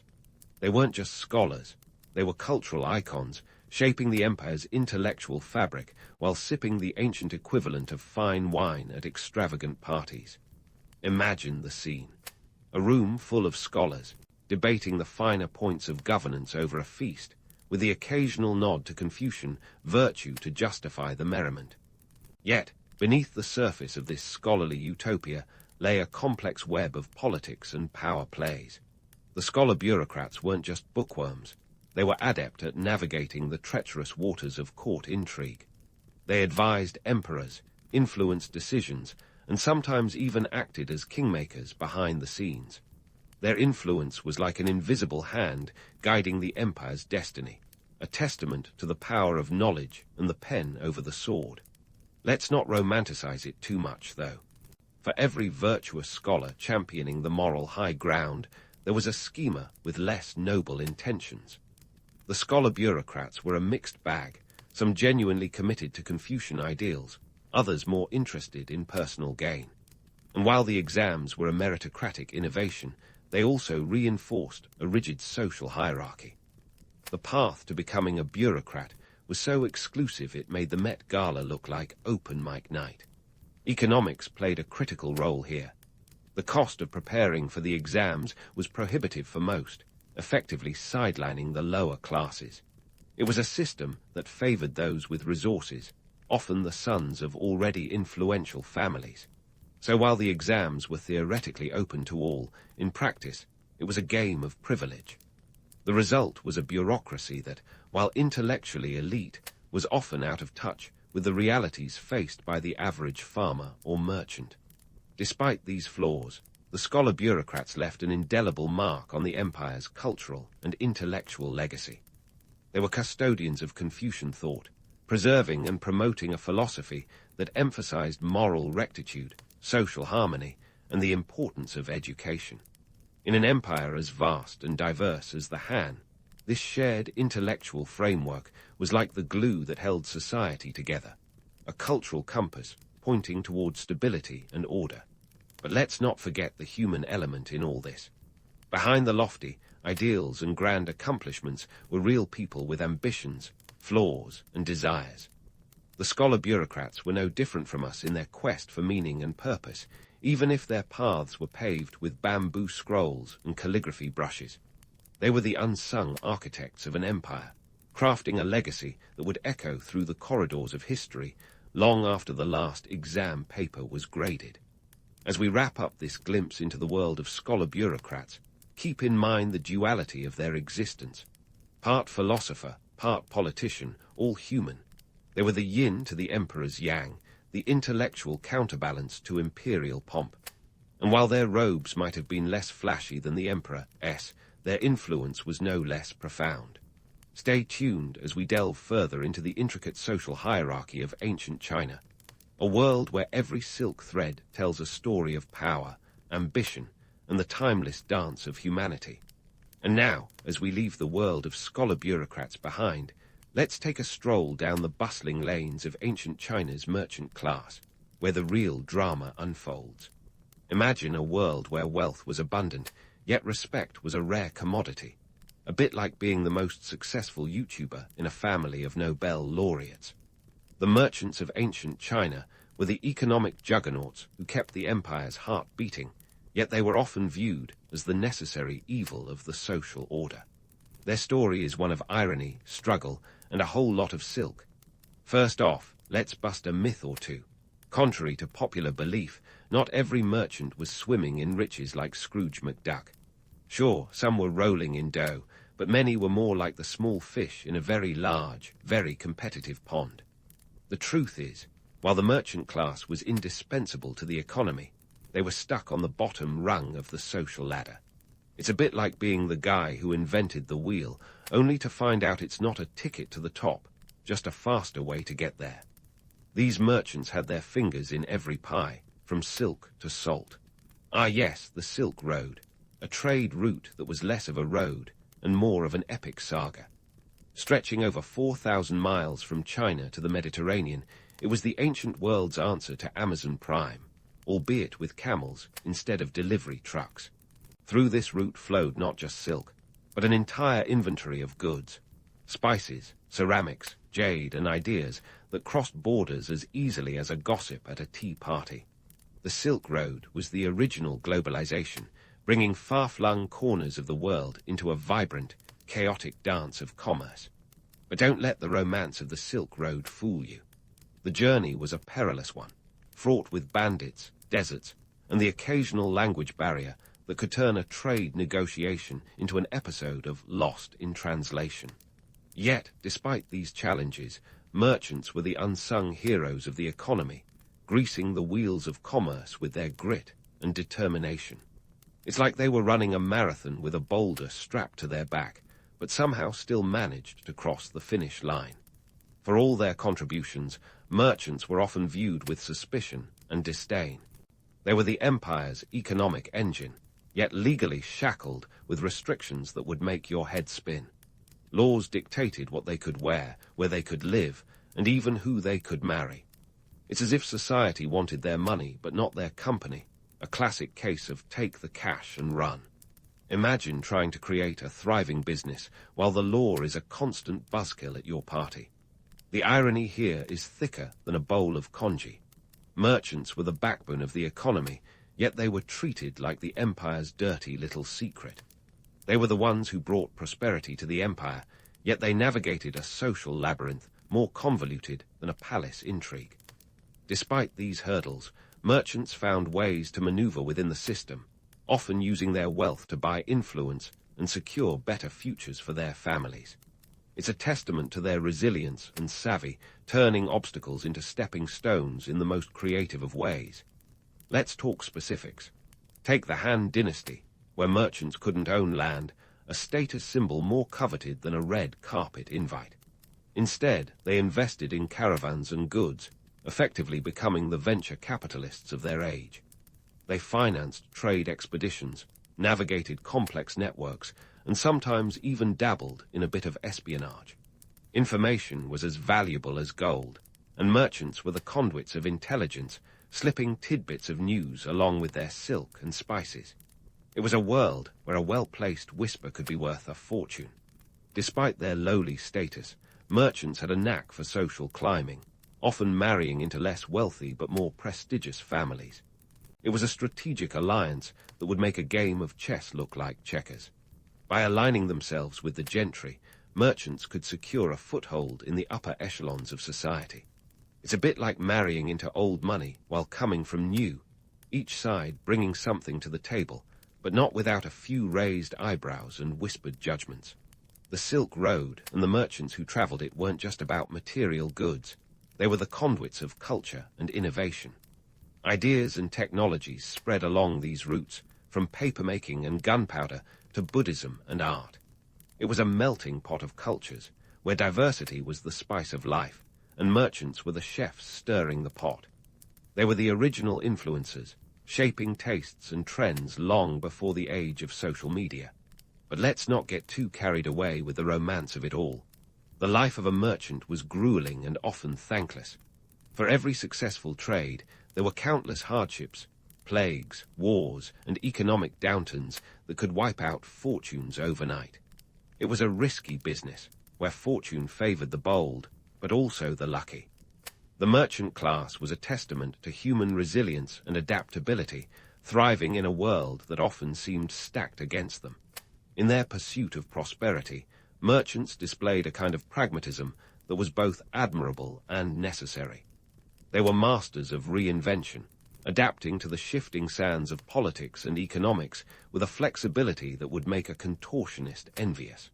This adaptability was key to their survival and success, allowing them to weather storms that would have sunk lesser ships.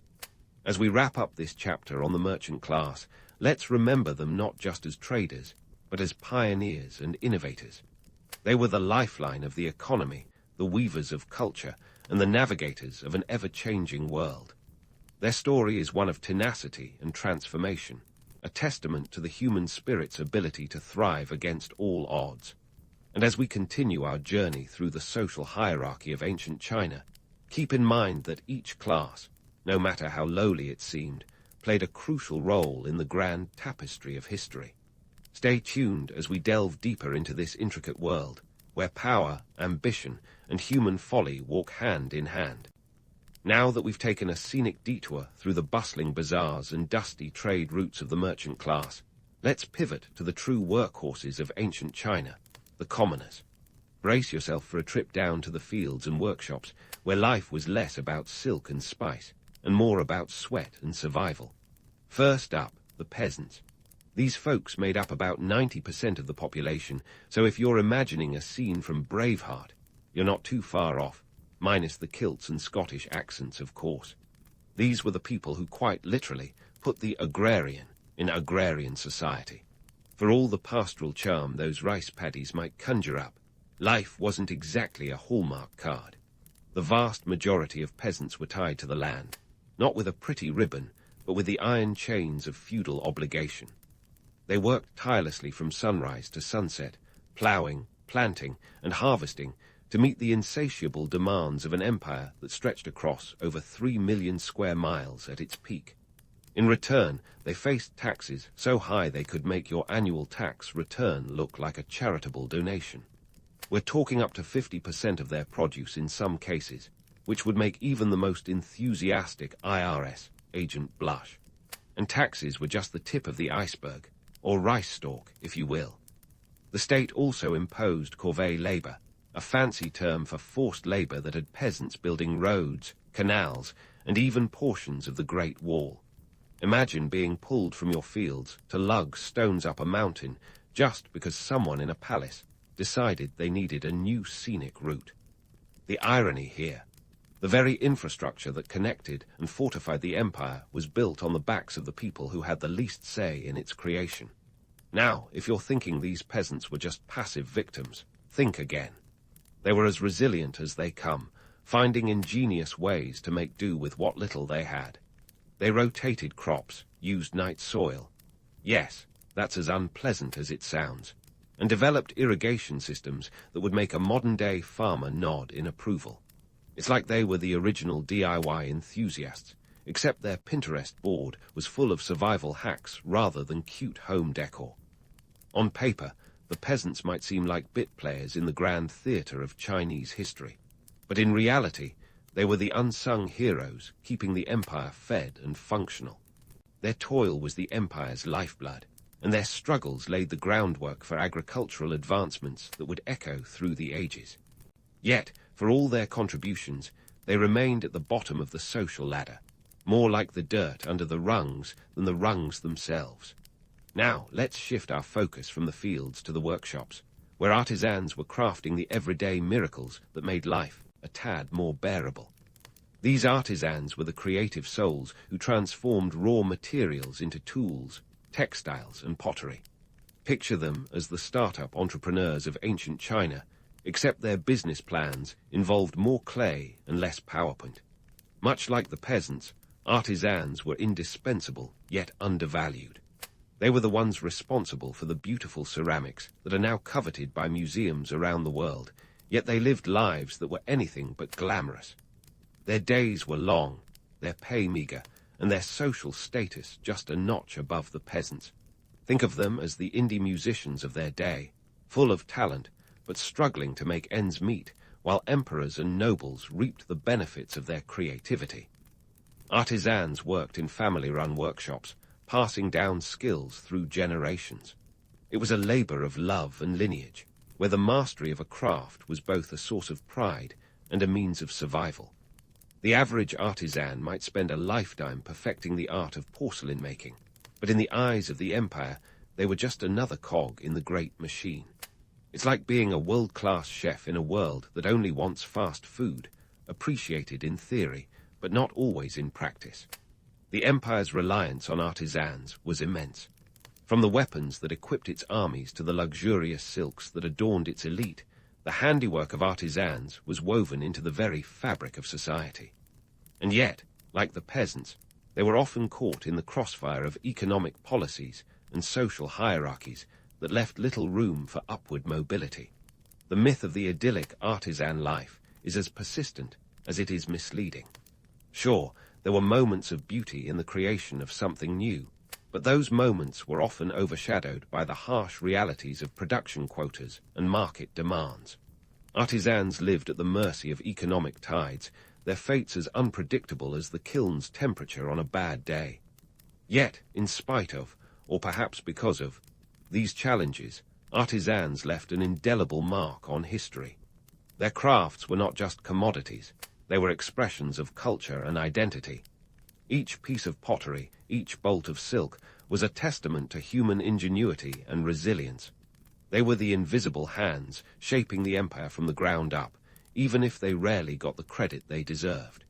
As we delve deeper into this complex tapestry of ancient Chinese society, it becomes clear that the commoners, though often overlooked, were the backbone of the empire. They were the ones who made the emperor's lavish lifestyles possible, who built the roads that connected cities, and who crafted the goods that defined an era. So, while emperors and scholars might have hogged the historical spotlight, it's the commoners who were the true unsung protagonists. They carried the weight of the empire on their shoulders, all while navigating a social hierarchy that seemed designed to keep them in their place. It's a story of resilience in the face of adversity, of ordinary people doing extraordinary things in a world that rarely paused to acknowledge their contributions. As we prepare to wrap up this exploration of ancient China's social hierarchy, remember that history is often written by those in power, but it's lived by those in the trenches. The peasants and artisans of ancient China were more than just footnotes in history books. They were the very foundation upon which the empire stood. And as we move forward in our journey, let's continue to shine a light on the stories of those who made history happen, one harvest and one handcrafted item at a time. Stay tuned as we prepare to explore the final layers of this intricate social structure, revealing the interconnected threads that wove together the rich tapestry of ancient Chinese society. In the sprawling mosaic of ancient China's social hierarchy, each piece, from the emperor's gilded throne to the artisan's humble workshop, tells a story of survival, ambition, and adaptability. As we zoom out from the intricacies of each class to the panorama of the entire social system, a tapestry emerges, woven with threads of power, privilege, and perseverance. The social structure of ancient China was like a finely tuned orchestra, where each class played its part, whether they were the booming brass or the barely audible triangle. The emperor, perched atop this hierarchy, was the conductor, supposedly directing the symphony. Yet, as we've seen, he often relied on his scholar bureaucrats to provide the sheet music, while the merchants and commoners kept the beat going strong. When you break it down, the emperor was less a maestro and more a figurehead, his divine status often overshadowed by the very human chaos of governance, a bit like trying to herd cats with a golden scepter. Now here's where it gets interesting. Despite the rigid social hierarchy, this system wasn't entirely static. There were avenues, albeit narrow and winding, for mobility. The scholar bureaucrats, for example, rose through the ranks by acing exams that were as much a mental marathon as they were a test of endurance. Compared to a modern educational system, these exams were less about nurturing innovation and more about producing cookie-cutter Confucians. Yet they offered a glimmer of hope for those born outside the elite circles. If you could memorize Confucian texts with the tenacity of a Jeopardy champion, you might just find yourself sipping tea with the empire's intellectual elite. But let's not sugarcoat it. For the vast majority, moving up the social ladder was as likely as finding a needle in the Great Wall. For peasants and artisans, life was a cycle of toil and survival, with the occasional upheaval thrown in for good measure famines, floods, and of course, the ever-popular peasant rebellions. These rebellions were the social safety valve of ancient China, erupting when the pressure of taxes and labor demands reached a boiling point. They were a stark reminder that even the most well-oiled machines can break down under strain. And speaking of strain, let's not forget the merchants. They navigated the tricky waters of commerce with the dexterity of a tightrope walker, balancing between wealth and social disdain. Despite being the economic lifeline of the empire, they were often relegated to the lowest rungs of respectability. It's like running a marathon only to find out there's no medal at the finish line, just more running. So, what does all this ancient drama mean for us today? Well, the echoes of China's past reverberate through the corridors of modern society. The social hierarchies of yesterday have evolved, but the patterns remain. We still see the same dance of power and privilege, though perhaps the costumes have changed. Emperors have morphed into CEOs, scholar bureaucrats into policy wonks, and merchants into the entrepreneurial titans of industry. The specifics may differ, but the game remains all too familiar. One of the more persistent myths is that hierarchical systems are inherently stable, a notion as comforting as it is misleading. History shows us that these systems are more like sandcastles than fortresses, subject to the whims of time and tide. The Han dynasty, with its impressive bureaucracy and military might, eventually crumbled under internal strife and external pressures. It's a cautionary tale that even the mightiest empires are vulnerable to the forces of change. Yet, amid the rise and fall of dynasties, the resilience of those at the bottom stands out. Peasants and artisans, though often overlooked, were the backbone of the empire, adapting to new challenges with an ingenuity born of necessity. Their legacy is one of perseverance, a testament to the enduring spirit of humanity in the face of adversity. It's a narrative that reminds us of the timeless strength found in the most unlikely of places. As we draw the curtain on this historical tour, it's worth noting the cyclical nature of social stratification. Societies rise and fall, power shifts, and hierarchies evolve, yet the fundamental dynamics of human interaction remain remarkably consistent. The struggle for power, the pursuit of stability, and the resilience of the marginalized. These are the threads that weave through the fabric of history, creating patterns that repeat with a familiarity that is both comforting and unsettling. In reflecting on ancient China's social hierarchy, we are reminded of the complexities and contradictions inherent in any society. It was a world where emperors were both revered and reviled, where scholars were celebrated yet constrained by orthodoxy, and where merchants fueled prosperity while navigating societal scorn. It's a story of ambition and adaptation, of dreams and disillusionment, of a society as multifaceted as the jade carvings that adorned its palaces. So, what do we take away from this grand, historical tapestry?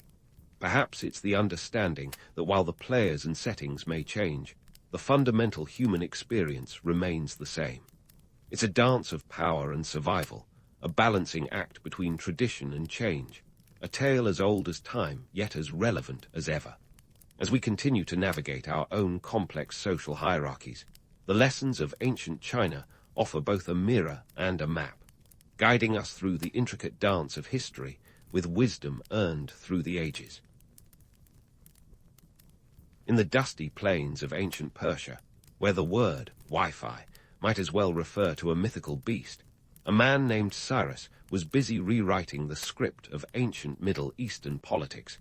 We're talking about a guy who went from zero to hero faster than you can say a Achaemenid. Born around 600 BCE in a small corner of what is now Iran, Cyrus the Great wasn't just a regular chieftain twiddling his thumbs in an obscure province. No, he had plans, big ones. You see, Cyrus was the OG empire builder, the dude who turned Persia from a regional footnote into a sprawling superpower by 550 BCE. And he did it with a style that would make even the best modern PR agencies weep with envy.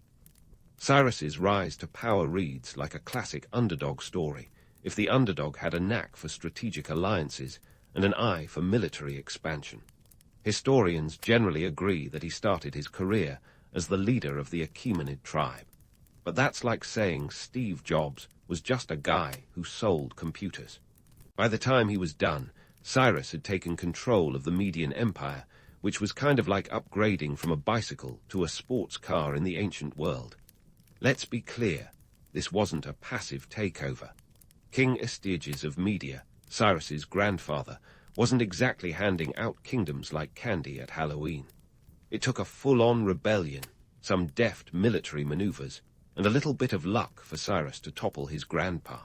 Family dinners must have been awkward, to say the least. So, what made Cyrus different from your run-of-the-mill conqueror? For starters, he wasn't just swinging swords and collecting territories. The man had a brain for governance that was as sharp as his sword. When he took over Babylon in 539 BCE, he didn't just strut in and declare himself king like a kid, claiming the last slice of pizza.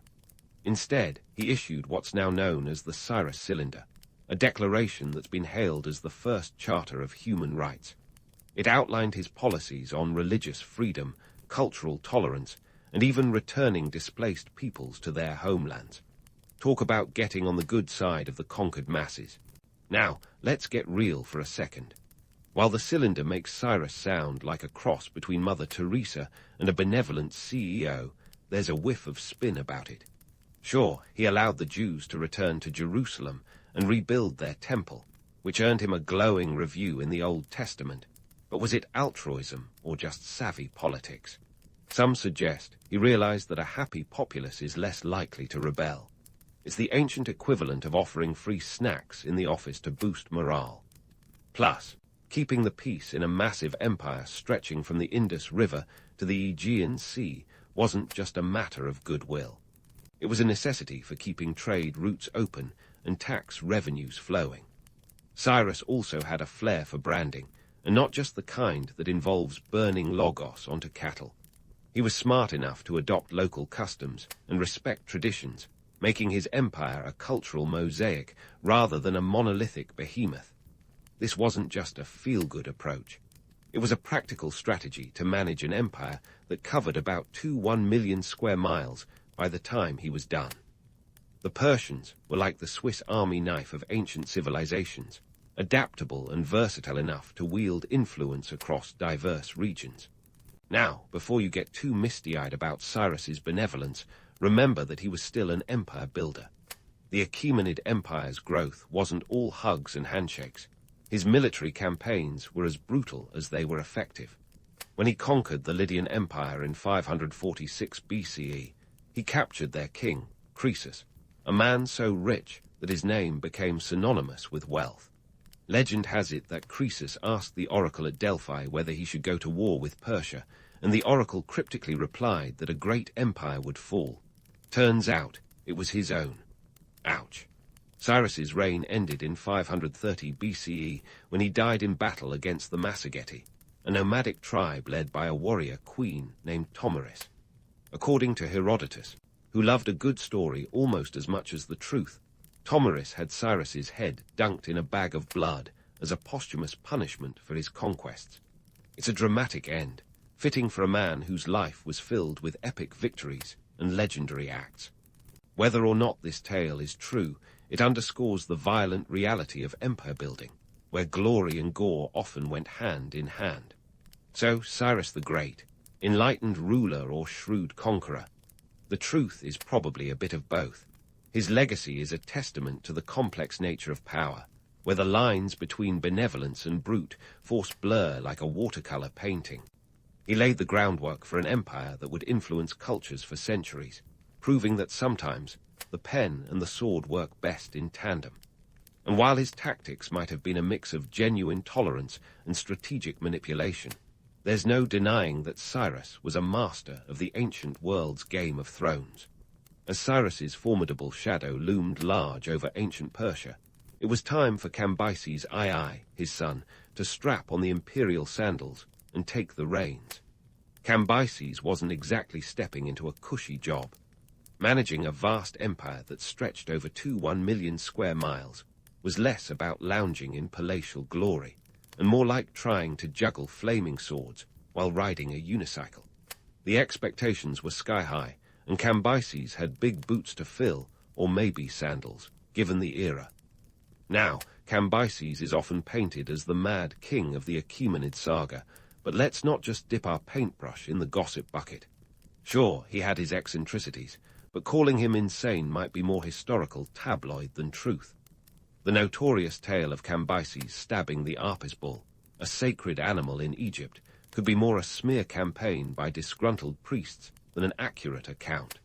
After all, the victors, and their priests, often get the final say in history's narrative. His Egyptian campaign, though, is one for the books. In 525 BCE, Cambyses set his sights on Egypt, the ancient world's equivalent of a luxury car showroom replete with its wealth and resources. He wasn't just going for a joyride. Control over Egypt meant access to Nile's riches and a strategic foothold in Africa. But this was no vacation cruise down the Nile. Cambyses' venture into Egypt was ambitious, to say the least, and started off with a bit more chaos than coordination. The key battle at Pelusium, where he clashed swords with Pharaoh Psamtik III, was a decisive win for Cambyses. Some sources suggest that he cleverly used cats, sacred to the Egyptians, as psychological warfare. Whether true or not, it's the kind of story that sticks, because who doesn't love a bit of feline intrigue? That victory, however, was just the beginning of Cambyses' Egyptian escapade.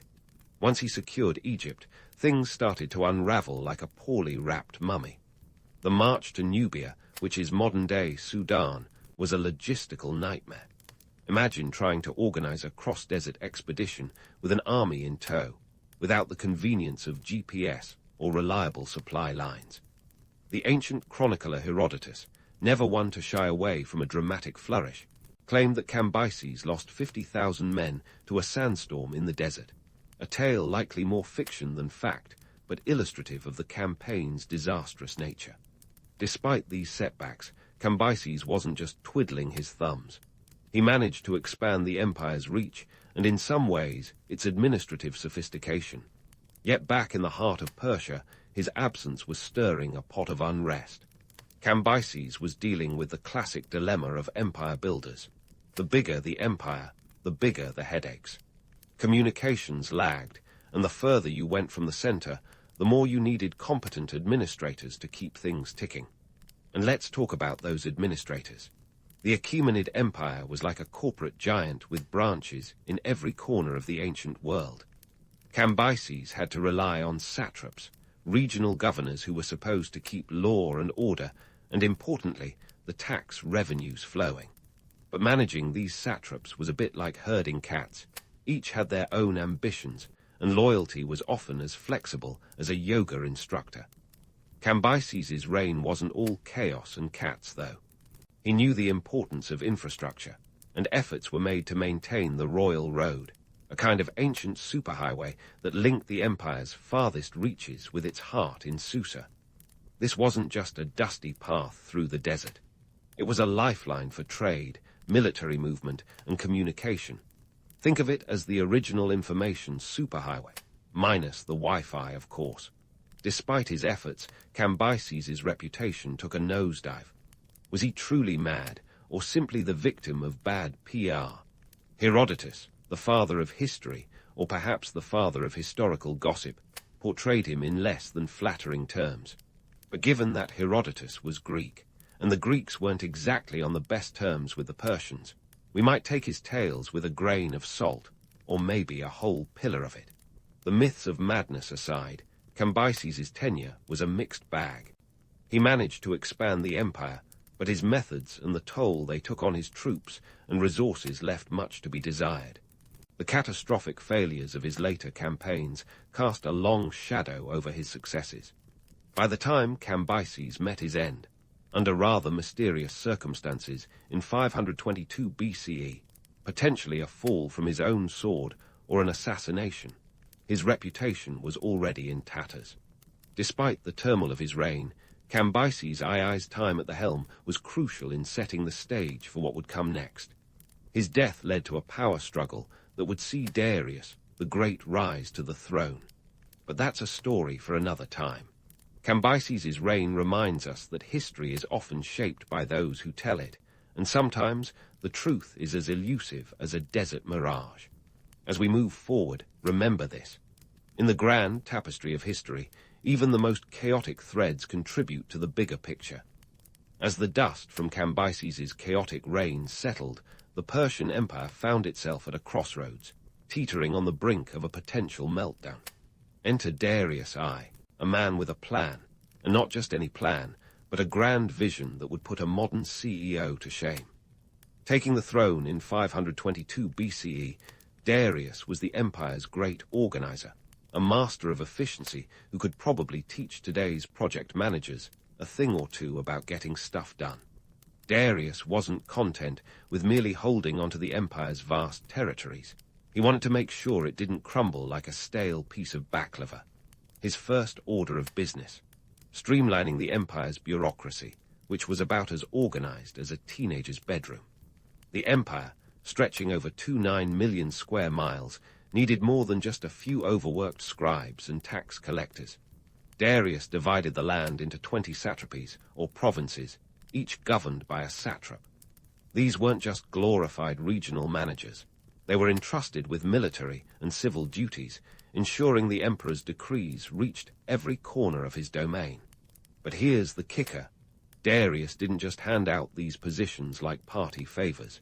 He kept a close eye on his satraps, instituting a system of checks and balances that would make even the most paranoid micromanager proud. Enter the king's eyes and ears, his secret service of inspectors who roamed the empire, making sure the satraps didn't get too comfortable or, heaven forbid, start thinking they could run the show themselves. It was a system that balanced trust and surveillance, the ancient equivalent of giving your employees a little freedom while reading their emails. Darius's knack for organization didn't stop at governance.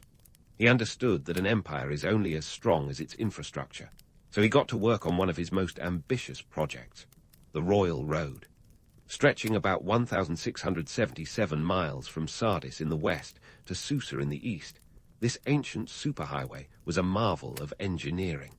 It wasn't just a road. It was a lifeline for communication, trade, and military movement. In a world without Google Maps, the Royal Road ensured messages and goods could travel across the empire at lightning speed. Well, ancient lightning speed. Couriers could cover the distance in about 7 days, thanks to a relay system that would make the Pony Express look like snail mail. The Royal Road wasn't just a means of moving people and goods, it was a statement.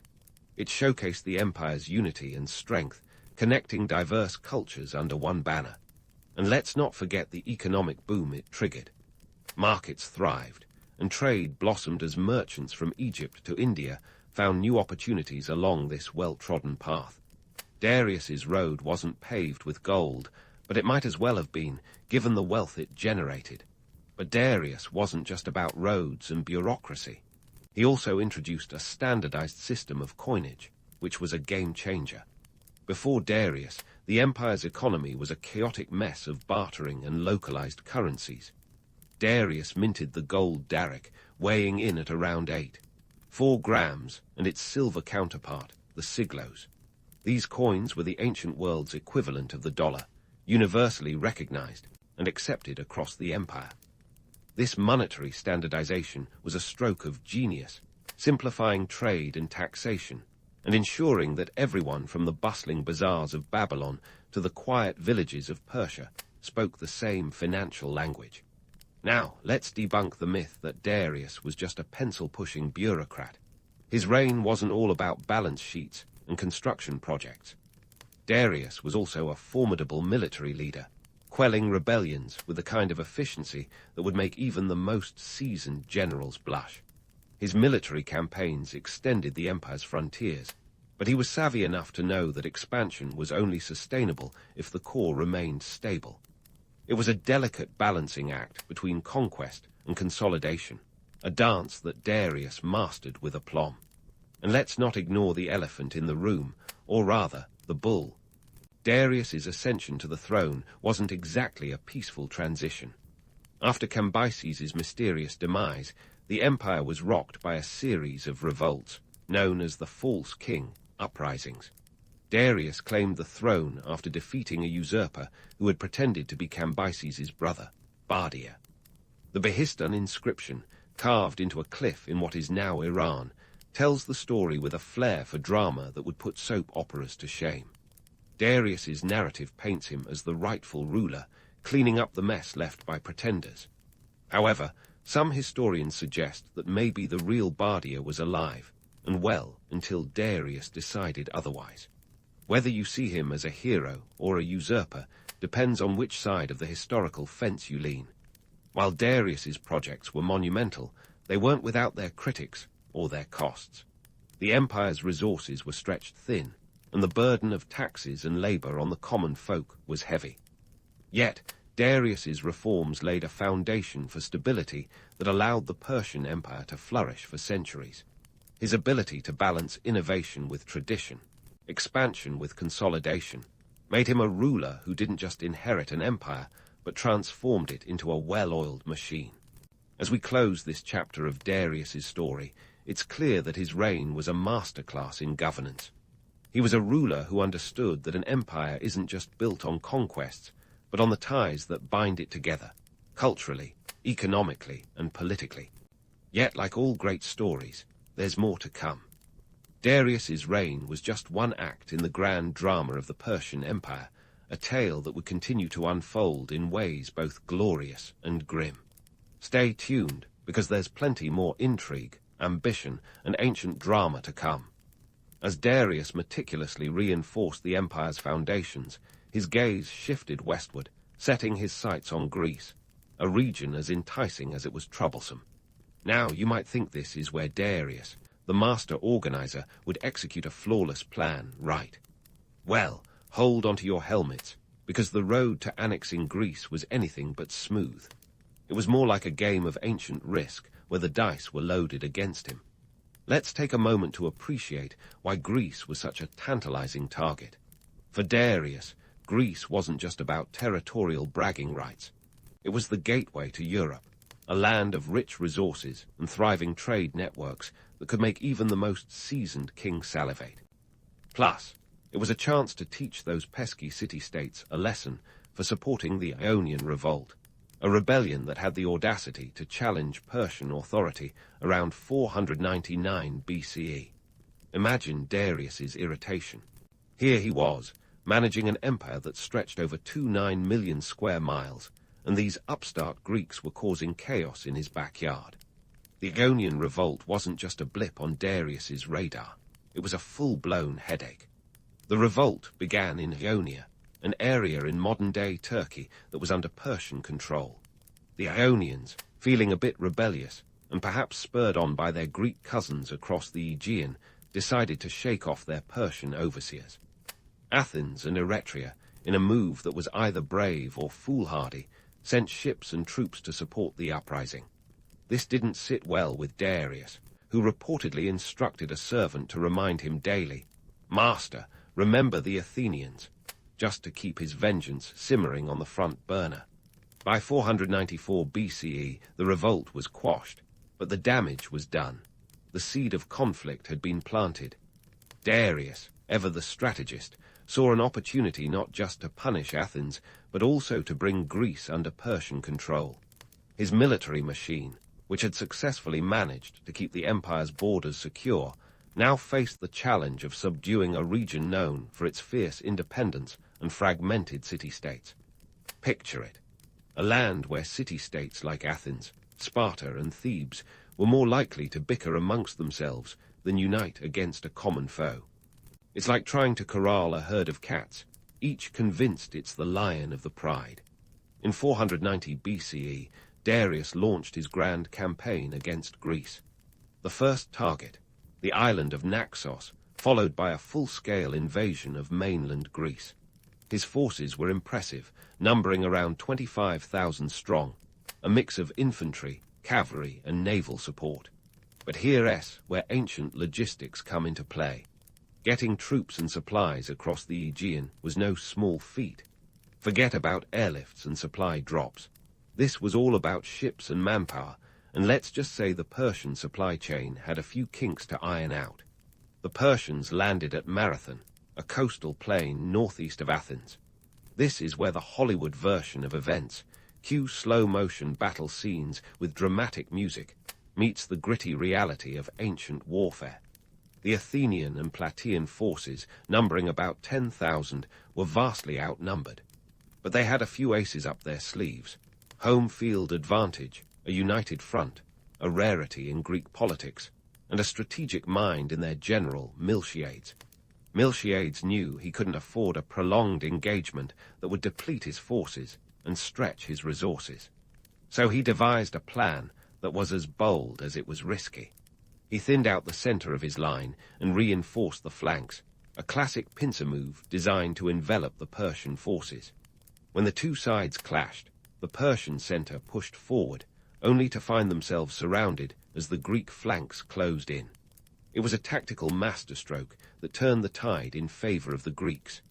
The Battle of Marathon is often romanticized as a David versus Goliath tale, and while it's true the Greeks were the underdogs, the outcome wasn't just about valor and heroism. It was also about strategy, terrain, and timing. The Persians, for all their might, were caught off guard by the Greek tactics and suffered heavy losses. Herodotus, the ancient chronicler with a penchant for embellishment, reports around 6,400 Persian casualties compared to only 192 Greek losses. While these figures might be a bit inflated, Herodotus never met a number he couldn't exaggerate. The defeat was significant enough to send the Persian forces scuttling back across the Aegean. Now, let's debunk the myth of the lone messenger dashing from Marathon to Athens to announce victory before dropping dead. It's a tale that's more poetic than plausible. In reality, the Athenians sent a series of runners, and none of them keeled over from exhaustion. But hey, who doesn't love a good story, especially one that's inspired marathons worldwide? Marathon was a major speed bump for Darius, a reminder that even the best-laid plans can falter. The defeat didn't shatter his ambitions, though. Instead, it set the stage for future confrontations between Persia and Greece. Darius began preparations for another invasion, but as fate would have it, he never got the chance to see it through. His reign ended in 486 BCE, leaving the task to his son, Xerxes, who would inherit not just the throne, but the fiery ambition to conquer Greece. In examining Darius's campaign against Greece, it's clear that logistics and strategy were as crucial as swords and spears. His attempt to annex Greece was a lesson in the complexities of ancient warfare, where supply chains could make or break an army, and where the geography of the land dictated the flow of battle. It was a reminder that empires, no matter how mighty, are vulnerable to the unpredictable twists of fate and the indomitable spirit of those they seek to conquer. As we pause this saga, remember that the story of Persia and Greece is far from over. Darius laid the groundwork, but it would be Xerxes who would pick up the torch, or perhaps the sword, in his quest for domination. What unfolds next is a tale of epic proportions, filled with drama, intrigue, and the relentless march of history. Stay tuned for the next chapter, where ancient empires clash and the fate of civilizations hangs in the balance. As Xerxes picked up his father's imperial torch, or perhaps more aptly, his father's oversized ambitions, the stage was set for a continuation of the Persian-Greek saga. Imagine Darius's legacy as a meticulously laid table, complete with fine china and silverware, waiting for Xerxes to serve the main course. But as anyone who's ever hosted a dinner party knows, it's one thing to set the table and quite another to deliver the meal without setting off the smoke alarm. Xerxes inherited not just an empire, but a mountain of expectations and a dash of unfinished business in Greece.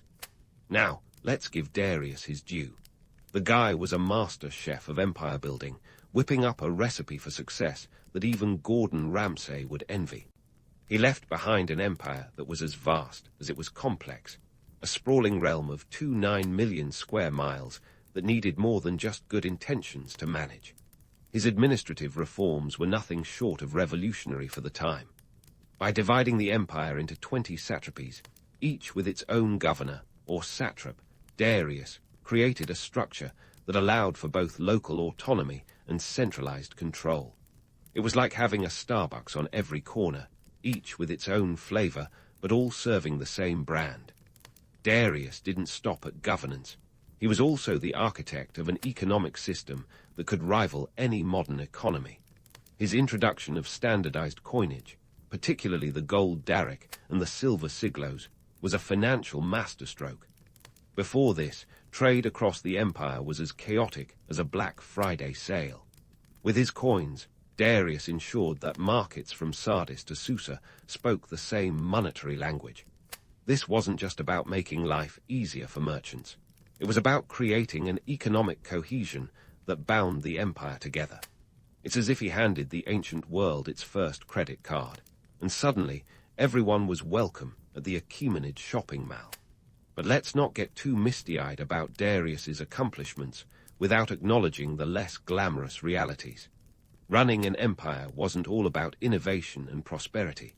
It required a vast bureaucracy, a network of officials and scribes who were as essential as they were invisible. These unsung heroes of administration kept the wheels turning, ensuring that taxes were collected, laws were enforced, and the emperor's will was executed across continents. It's the kind of mundane detail that doesn't make for epic storytelling, but was crucial to the empire's longevity. It's a testament to Darius's vision that even the smallest cog in the machine had its place and purpose. And then there's the military aspect. Darius's legacy was also wrapped up in his ambitions on the battlefield.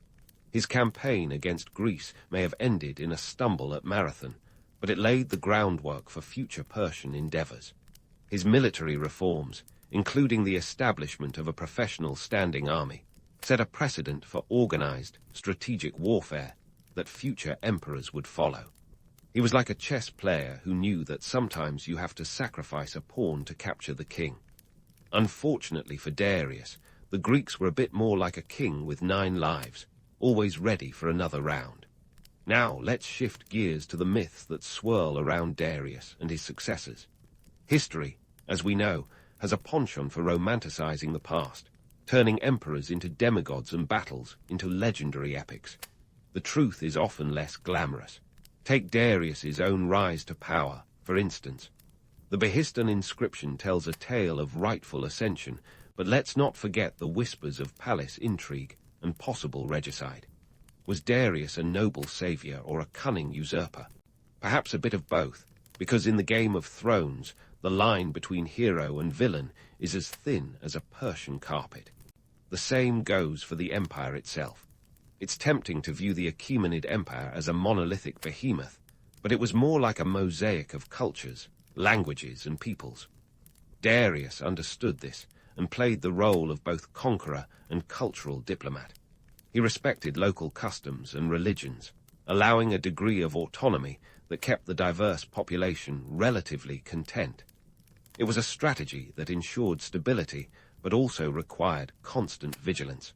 Because let's face it, managing an empire of this size was a balancing act worthy of Cirque du Soleil. As we wrap up this tale, it's worth reflecting on the legacy of Darius and the Achaemenid Empire. His reign was a masterclass in governance, a blend of military might and administrative genius that left an indelible mark on history. Yet, for all his accomplishments, Darius's empire was not invincible. The seeds of decline were sown even as the empire reached its zenith. The burden of maintaining such a vast domain, coupled with the inevitable rise of internal and external pressures, would eventually lead to its unraveling. Xerxes would take up the mantle, and his campaigns, most famously the invasion of Greece, would continue the story of Persian ambition and overreach. But that's a tale for another day. For now, let's tip our hats to Darius, the empire builder, the strategist, the administrator. He was a ruler who understood that power is not just about the sword, but also about the pen, the coin, and the road. His legacy is a reminder that the true strength of an empire lies not only in its conquests, but in its ability to endure the test of time. And while the myths of grandeur may captivate our imagination, it's the gritty reality of governance that truly shaped the ancient world. Osman, I probably didn't wake up one morning thinking, hey, I'm going to kickstart a 600-year empire today. But that's the funny thing about history. It loves an underdog. In the late 13th century, as the Byzantine Empire was doing its best impersonation of a crumbling cookie, Osman saw opportunity where others saw chaos. With a pocket-sized piece of land in Anatolia, he began what would become the Ottoman Empire, one of history's longest-lasting empires. It's like starting a global tech company in your garage, except with more sword fights and less Wi-Fi. Osman was the founder, the OG Ottoman, the guy who could sell sand in a desert. Around 1299, he became the leader of a small beylik, a kind of medieval fiefdom, nestled in northwestern Anatolia. Think of it as the medieval version of a startup, but instead of pitching to venture capitalists, Osman had to convince warriors and rural communities to join his cause. His early investors were a ragtag crew of Ghazis, warriors who mixed a bit of religious fervor with a lot of territorial ambition. If you're imagining a medieval band of merry men, you're not far off, though these guys were more into conquest than robbing the rich. Now, Osman's beylik was about as big as a modern city block, yet from this modest beginning, it would grow into a sprawling empire that stretched across 3 continents. How did he do it? Well, Osman's secret sauce was a blend of strategic marriages, alliances, and a touch of the old razzle-dazzle on the battlefield. He knew that to expand, he needed both brains and brawn. The Byzantine Empire, once a formidable neighbor, was now like an old lion, struggling with internal strife and external enemies. Osman seized on this weakness, capturing Bilesik, Yahisar, and Inigal. These weren't just dots on a map. They were crucial fortresses that secured trade routes, bringing in wealth and resources. Osman's rise also got a boost from a bit of legendary PR. According to the famous Dream of Osman, he had a vision of a tree growing out of his navel, its branches covering the world. Most people would see that as a sign to lay off the spicy food before bed, but Osman took it as divine endorsement for his imperial ambitions. Historians might roll their eyes at the dream's authenticity, but hey, every great leader needs a myth or two. While Osman was busy turning dreams into reality, he was also a master of the medieval game of diplomacy. He knew when to wield a sword and when to extend an olive branch. This was the era of pragmatic alliances, where yesterday's enemy could be today's friend. Need an ally against a mutual threat? No problem. Osman was your man. When he married the daughter of Sheikh Edebali, a respected religious leader, it wasn't just a union of hearts, but a savvy political maneuver. It cemented alliances with influential tribes and brought religious legitimacy, crucial in an age where faith and politics danced a tight two-step. Osman's success set the stage for his successors, but it wasn't always a smooth ride. Imagine trying to build a nation without Google Maps. The terrain of Anatolia was as challenging as it was varied, mountains, rivers, and forests, oh my. Yet the Ottomans managed to navigate it all, expanding their territories while managing to keep local populations relatively content. This was no small feat. Think of it as medieval statecraft on hard mode. The key was a flexible approach, incorporating diverse peoples and cultures into their realm, granting a degree of autonomy to local leaders in exchange for loyalty and taxes. It wasn't a perfect system, no empire ever is, but it worked well enough to keep the machine running. Speaking of machines, the Ottomans were early adopters of what we might call military tech. They weren't just swinging swords. They were forging them with better steel. They incorporated gunpowder weapons, transforming their armies into formidable forces. By the time of Osman's son, Orhan, these innovations helped in capturing Bursa in 1326, a pivotal moment as Bursa became the first major capital. With this victory, the Ottomans gained not just strategic advantage but economic clout, as Bursa was a linchpin in the silk trade. In essence, Osman I's rise was a blend of shrewd diplomacy, strategic marriages, and a touch of military genius. His story debunks the myth that great empires are born solely from grand visions. Often, they start with pragmatic decisions and a bit of luck. From a small Anatolian beylik to the makings of a superpower, Osman's journey was about seeing a world in flux and deciding to write his own chapter. The Ottomans would go on to master the art of expansion, but it all started here, with one man's ability to see potential where others saw only ruins. If Osman I was the spark, then Suleiman the Magnificent was the roaring fire that lit up the Ottoman Empire's golden age. Picture this. It's the 16th century, and the empire is strutting its stuff across 3 continents like a peacock that just discovered it's the star of the show. Suleiman, who ruled from 1520 to 1566, wasn't just any sultan. He was a one-man Renaissance fair with a sword in one hand and a law book in the other.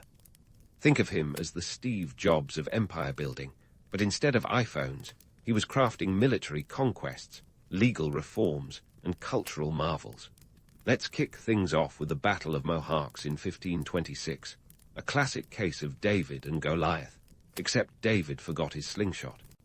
The Ottoman army, a well-oiled war machine boasting 100,000 troops and artillery that could make a medieval heart skip a beat, squared off against the Kingdom of Hungary. The Hungarians, bless their souls, fielded around 25,000 men. The result? A crushing Ottoman victory in just over 2 hours. The battle was less of a contest and more of a masterclass in strategic brilliance. It opened the floodgates for Ottoman expansion into Central Europe, leaving the Hungarian kingdom in tatters and the Habsburgs sweating like they'd just run a marathon. But Suleiman wasn't just a conqueror. He was an administrative genius. The empire he inherited wasn't exactly a lean, mean, ruling machine. It was more like a burgeoning startup that had suddenly gone public, with all the chaos and opportunity that entails. Suleiman implemented a series of legal reforms so comprehensive that they earned him the nickname Kanuni, or lawgiver. He streamlined the tax system, ensuring the empire's coffers were as full as a medieval buffet table after a royal banquet. And let's face it, in an age where rulers often treated laws like suggestions, this was groundbreaking stuff. Of course, ruling an empire isn't all treaties and taxes. Sometimes it's about showing up on the doorstep of Vienna with an army of 120,000, just to keep your neighbors on their toes. The first siege of Vienna in 1529 was one of those moments. The Ottomans, armed with their formidable janissaries and a reputation for being the heavyweight champions of the battlefield, laid siege to the city. But Vienna, with its thick walls and even thicker resolve, held out. The siege was a wake-up call for Europe, a reminder that while the Ottomans were the big kids on the block, even they had limits. The costs of maintaining this vast empire were as staggering as the conquests themselves. Picture an empire that stretched from the gates of Vienna to the deserts of Arabia, from the Crimean steppes to the Algerian coast. It was a logistical nightmare that would make any modern-day supply chain manager break out in a cold sweat. The Ottomans needed a constant influx of resources, grain, soldiers, weapons, to keep the machine running. This wasn't just a government, it was an empire-sized beast that needed constant feeding. Culturally, the empire was a mosaic of influences, and under Suleiman it was a golden age for arts and architecture.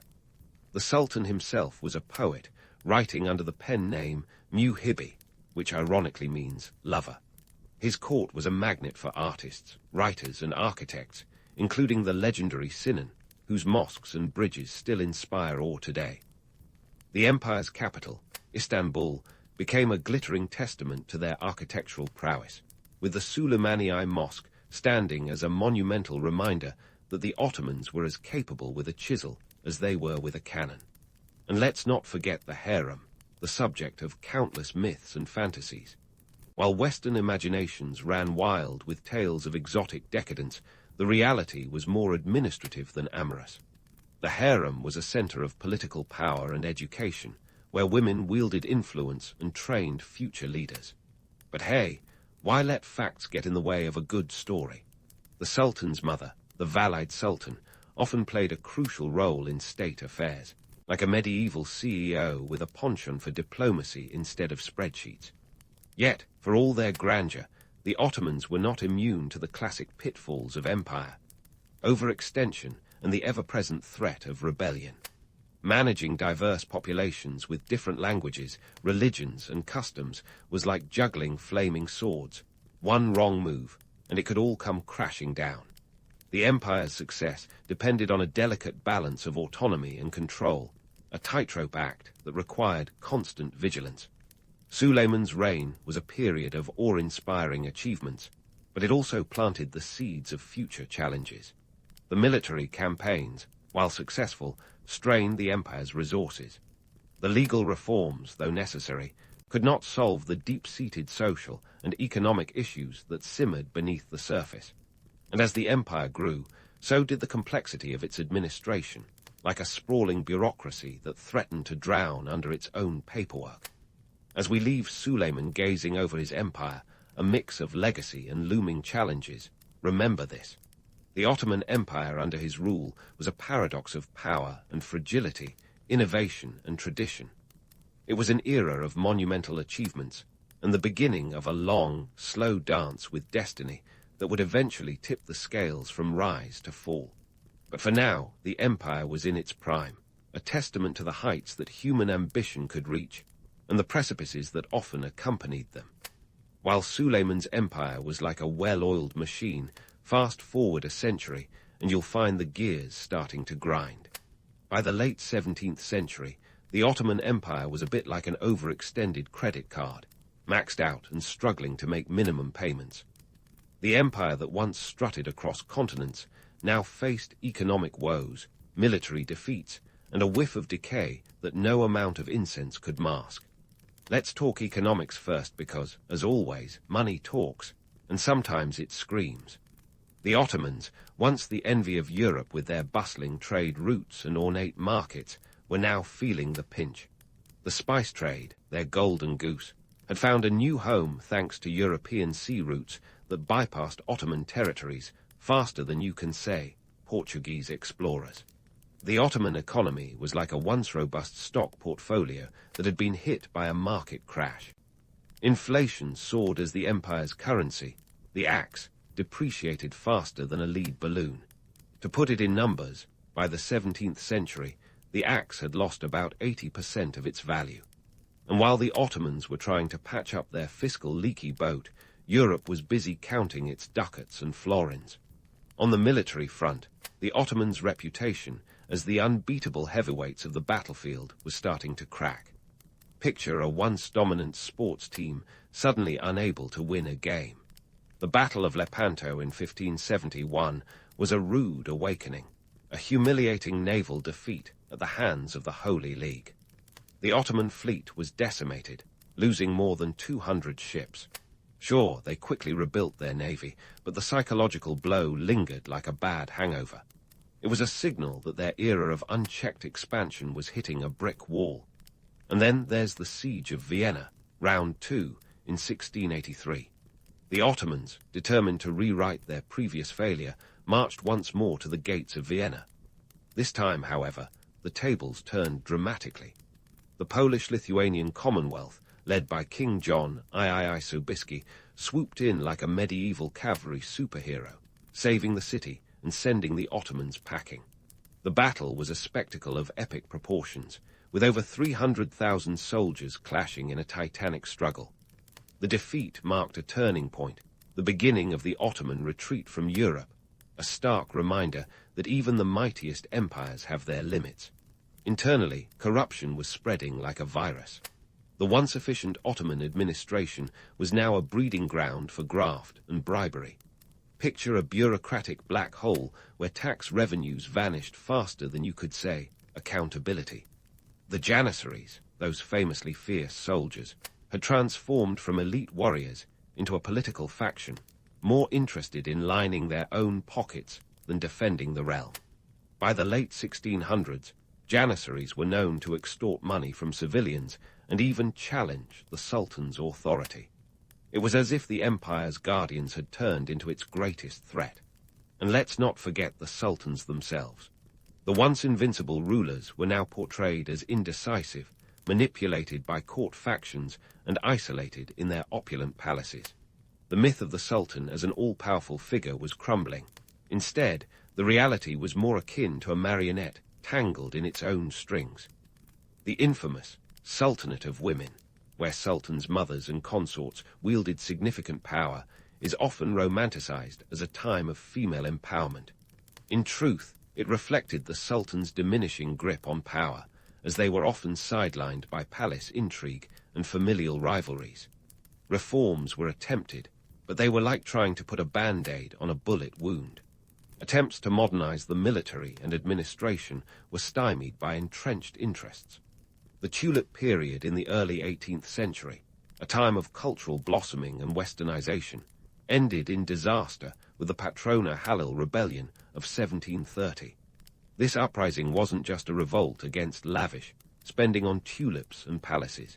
It was a cry against the empire's direction under a sultan perceived as out of touch.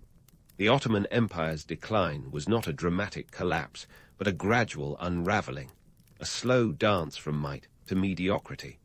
It was a story of missed opportunities, where potential reforms were thwarted by resistance to change. While the Ottomans once thrived on adaptability, by the 17th century they were more reflective of an empire trapped in tradition, unable to navigate the modern age. Yet, despite these challenges, the Ottomans lingered, refusing to fade quietly into the night.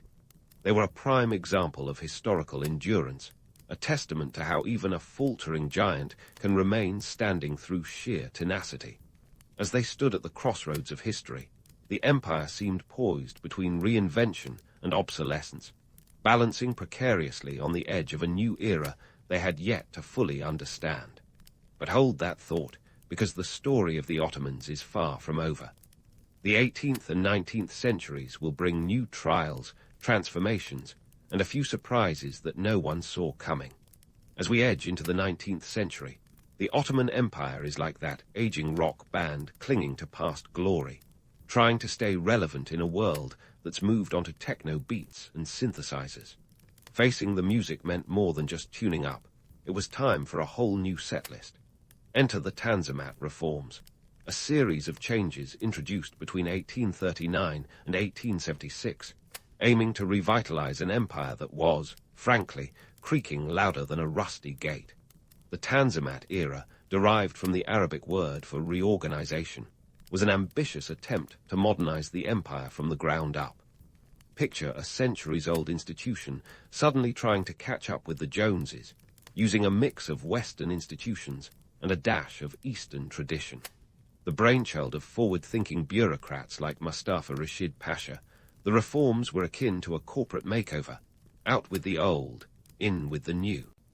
The Hat Letter 131 Sheriff of Gulhane in 1839, which kicked things off, was essentially a promise of rights. Security of life, honor, and property for all subjects. Think of it as a medieval Bill of Rights, minus the fireworks and constitutional conventions. But let's not get too carried away. These reforms weren't purely altruistic gestures. They were calculated moves to stave off the empire's dissolution. The Ottomans were eyeing Europe's industrial revolution with envy, realizing their outdated feudal system was about as effective as sending smoke signals in the age of telegraphs. The empire sought to centralize power, streamline tax collection, and curb the power of local warlords. Picture a government desperately trying to reign in a sprawling bureaucracy that resembled a plate of spaghetti thrown against a wall. Economic reforms were part of the package, too. The Ottomans attempted to modernize agriculture, improve infrastructure, and promote industrial development. Railways began to snake their way across the empire. By 1870, around 1,700 kilometers of track had been laid, a small but crucial start. This was less about speeding up the morning commute and more about knitting together a patchwork empire that was fraying at the edges. Yet, like all grand plans, the the Tanzimat reforms had their fair share of hiccups. The sultans, traditionally the ultimate authority, were now at loggerheads with a new breed of bureaucrats who fancied themselves as reformist visionaries. Sultan Abdul-Mejid I, who reigned from 1839 to 1861, was more of a figurehead in this transitional phase, a monarch caught between tradition and transformation. The reforms were like a high-stakes poker game where the players couldn't agree on the rules, let alone who dealt the cards. The Crimean War, from 1853 to 1856, further complicated matters. On paper, it was a struggle between Russia and an alliance of the Ottoman Empire, Britain, France, and Sardinia. But underneath the military maneuvers, it was a geopolitical chess game with the Ottomans as the reluctant pawns. The war was ostensibly about religion. Russia claimed to be the protector of Orthodox Christians in the Ottoman lands. But in reality, it was more about control over territories and trade routes. The Ottomans, thanks to their strategic location, were sitting on prime real estate that everyone wanted a piece of. The Crimean War exposed the empire's military weaknesses. The Ottomans were relying on antiquated tactics and outdated weaponry, like trying to fight modern battles with medieval catapults. The war was a logistical nightmare, with supply lines stretched thinner than a crepe and resources drained faster than a toddler's patience. The costs were exorbitant. By the end of the conflict, the empire was neck-deep in debt, owing millions to European creditors. The Ottomans found themselves in a catch-22. They needed Western support to fend off Russian advances, but such support came with strings attached, economic dependency, and increased foreign influence. And then there was the diplomatic blundering. The Ottomans were caught between European powers like a ping-pong ball. They needed allies, but often ended up as the odd man out in a high-stakes game of risk. The Congress of Paris in 1856, which concluded the Crimean War, was more of a diplomatic slapfest than a peace conference. The Ottomans were granted a seat at the table, but their sovereignty was increasingly compromised. European powers pledged to respect the empire's territorial integrity, but it was like promising not to eat the last slice of cake while eyeing it hungrily. Internally, the Tanzimat reforms sparked both hope and resentment. The promise of equality and modernization clashed with the entrenched power of elites who saw reforms as a threat to their privileges.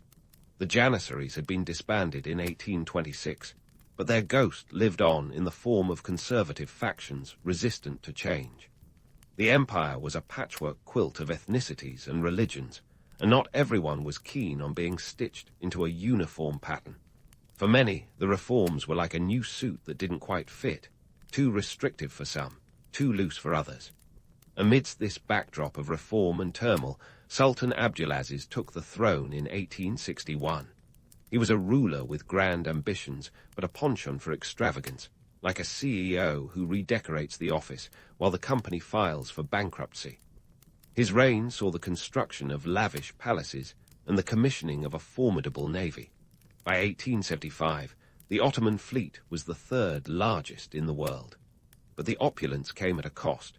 The empire's financial situation spiraled, leading to bankruptcy in 1875. The empire's struggles to modernize were mirrored by its diplomatic entanglements. The Eastern question loomed large. What to do with the sick man of Europe was the topic du jour in European capitals. Each power had its designs on Ottoman lands, and the empire was caught in a web of treaties and alliances that seemed more like traps. The Ottomans were the proverbial frog in the pot, slowly feeling the water heat up as European powers maneuvered for dominance. In the end, the Tanzimat era was a paradox, a period of bold reforms and glaring contradictions. The Ottomans aimed to leap into the modern age, but the weight of history was like an anchor dragging them back. The empire was a mosaic of ambition and inertia, caught in a dance with destiny that would only grow more complex in the decades to come. As the 19th century rolled on, the stage was set for a new chapter in the Ottoman saga, one that would test the limits of resilience and redefine the contours of a fading empire. As the Ottoman Empire staggered toward the twilight of its existence, The 20th century dawned with the full force of modernity, and a world that was rapidly outpacing the Ottomans at every turn. If the Tanzimat reforms were a hesitant waltz with progress, the final years of the empire were a frantic scramble to keep the music playing while the floor crumbled beneath their feet. The empire, once a colossus that straddled continents, now found itself clutching at straws in a geopolitical storm. Fast forward to World War I, the so-called war to end all wars, which in reality ended as well as a toddler's attempt at a magic trick, messy and with plenty of unintended consequences. The Ottomans, aligned with the Central Powers, entered the war hoping to reclaim lost territories and prestige. You could say they were the ultimate gambler, placing all bets on a roulette wheel that was already rigged in favor of the house. The war effort was costly in every sense. By its end in 1918, the empire suffered over 325,000 military casualties and was financially shattered. Cue the Treaty of Sevres in 1920, a diplomatic document that read like a foreclosure notice. The treaty dismembered the Ottoman Empire, carving it up like a Thanksgiving turkey among the victorious Allied powers.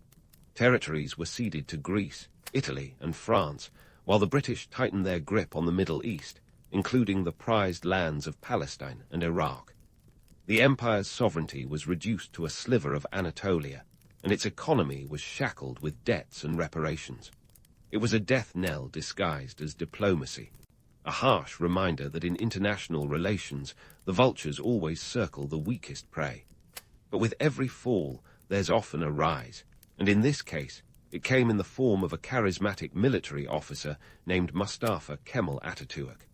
If the Ottoman Empire was the Titanic, then Ataturk was the lifeboat captain who somehow managed to build a new ship out of the wreckage. His story is one of audacity, vision, and a fair bit of stubbornness. Born in 1881 in Salonika, modern-day Thessaloniki, Ataturk was a product of the very empire he would ultimately dismantle. He rose to prominence during the Gallipoli campaign, where his leadership skills and knack for strategy became the stuff of legends. Ataturk's vision was clear, a modern, secular, and sovereign Turkey. He spearheaded the Turkish War of Independence, a 4-year struggle that saw Turkish forces reclaim Anatolia and defy the Allied powers who thought they could dictate Turkey's future from across the Mediterranean. By October 1923, the Republic of Turkey was born, with Ataturk as its first president. It was a seismic shift, like switching from a Baroque opera to a jazz ensemble in one swift move. Ataturk's reforms were radical and rapid, leaving the old Ottoman ways in the dust. He abolished the Ottoman Sultanate and Caliphate, separating religion from the state with the precision of a surgeon wielding a scalpel. The Arabic script was swapped for the Latin alphabet, an alphabet soup that promised to boost literacy and align Turkey with the West. The fez, that iconic Ottoman headgear, was banned in favor of Western hats, while the legal system was overhauled to reflect secular principles. Women's rights were championed, with suffrage granted in 1934, a move that was ahead of even some Western nations. Ataturk's vision was nothing short of a cultural revolution, one that sought to redefine Turkish identity from the remnants of an empire that was now history. But let's not romanticize Ataturk's Turkey as a utopia. While his reforms were groundbreaking, they came with a heavy-handed approach that left little room for dissent. Political opposition was often stifled, and the one-party state he established was more authoritarian than democratic. It was a reminder that even the most visionary leaders can wield power with an iron grip, a paradox that continues to reverberate in Turkey's political landscape. As we reflect on the Ottoman legacy, it's tempting to get lost in the romanticized tales of sultans, harems, and minarets piercing the Istanbul skyline. But the reality was an empire that grappled with its own contradictions, a mosaic of cultures and religions, held together by a tenuous balance of power that eventually tipped too far. The Ottoman influence lingers in the Balkans, the Middle East, and beyond, like echoes in a vast, empty hall, shaping modern geopolitics in ways that are both profound and perplexing. The disintegration of the Ottoman Empire redrew the map of the Middle East, laying the groundwork for conflicts that persist to this day. The Sykes-Picot Agreement, the Balfour Declaration, and other post-war machinations sowed seeds of discord that have yet to fully unravel. In many ways, the Ottomans' fall was less a conclusion and more a prologue to a century of turbulence, a reminder that the ghosts of empires past still haunt the corridors of power. In the end, the Ottoman Empire was a testament to the heights of human ambition and the inevitable fallibility that accompanies it. It was a story of rise and fall, of dreams built and dashed, of a world in constant flux. While empires may crumble, their legacies endure, shaping the destinies of nations that rise from their ashes. As we close the chapter on the Ottoman saga, it's clear that history, much like the Ottomans themselves, is never quite as simple as it seems. Always a blend of myth and reality, of romantic allure and stark truth. Michelangelo Buonarroti entered the world on March 6, 1475, in the small town of Caprese, a place so unremarkable that it would probably struggle to fill a single postcard stand today. Caprese is perched in Tuscany, and the Buonarroti family, though noble in name, was more acquainted with the idea of nobility than its accompanying wealth. His father, Ludovico di Leonardo Buonarroti Simoni, worked as a minor government official, but let's not get too romantic about it. He was more bureaucratic paper pusher than lord of the manor. Now, Michelangelo's beginnings were far from glamorous, and his family's financial hiccups meant that Ludovico was keen to see his son secure a stable profession. The young Michelangelo, however, had other plans. He was drawn to the arts like a moth to a particularly alluring flame, which in 15th century Florence was both a blessing and a curse. Florence was the pulsating heart of the Renaissance, a city that churned out art like modern-day Hollywood churns out superhero movies. The city was bursting with creative energy, but it was also fiercely competitive, a shark tank of artists all vying for the favor of wealthy patrons. At the tender age of 13, Michelangelo was packed off to apprentice under Domenico Ghirlandaio, a well-respected painter of the time. Ghirlandaio wasn't just any painter. He was the Renaissance equivalent of a rock star, with commissions flying in from every corner of Florence. Michelangelo's apprenticeship was supposed to last 3 years, but he stayed only 1. Why? Well, Michelangelo wasn't exactly known for his patience. Apparently, he felt he'd learned enough from Ghirlandaio's studio, which was as bustling as a modern-day creative agency, filled with assistants churning out frescoes at industrial speed. Imagine a Renaissance sweatshop, but with more divine inspiration. Despite his early departure, Michelangelo's time with Ghirlandaio was invaluable. It was here that he learned the nuts and bolts of fresco painting, a skill that would later come in handy when he begrudgingly painted the Sistine Chapel ceiling. But let's not get ahead of ourselves. Before Michelangelo could make a name for himself, he had to navigate the gritty realities of Florentine life. Florence was a city where politics and art were as interwoven as a fine tapestry. The Medici family, the de facto rulers, were both art patrons and power brokers. They understood the value of art not just as a display of culture, but as a tool of political influence. This was a time when an artist's success was often tied to their ability to curry favor with the right people, a bit like trying to get your indie film noticed at Sundance today. And then there's the infamous incident involving Michelangelo's nose.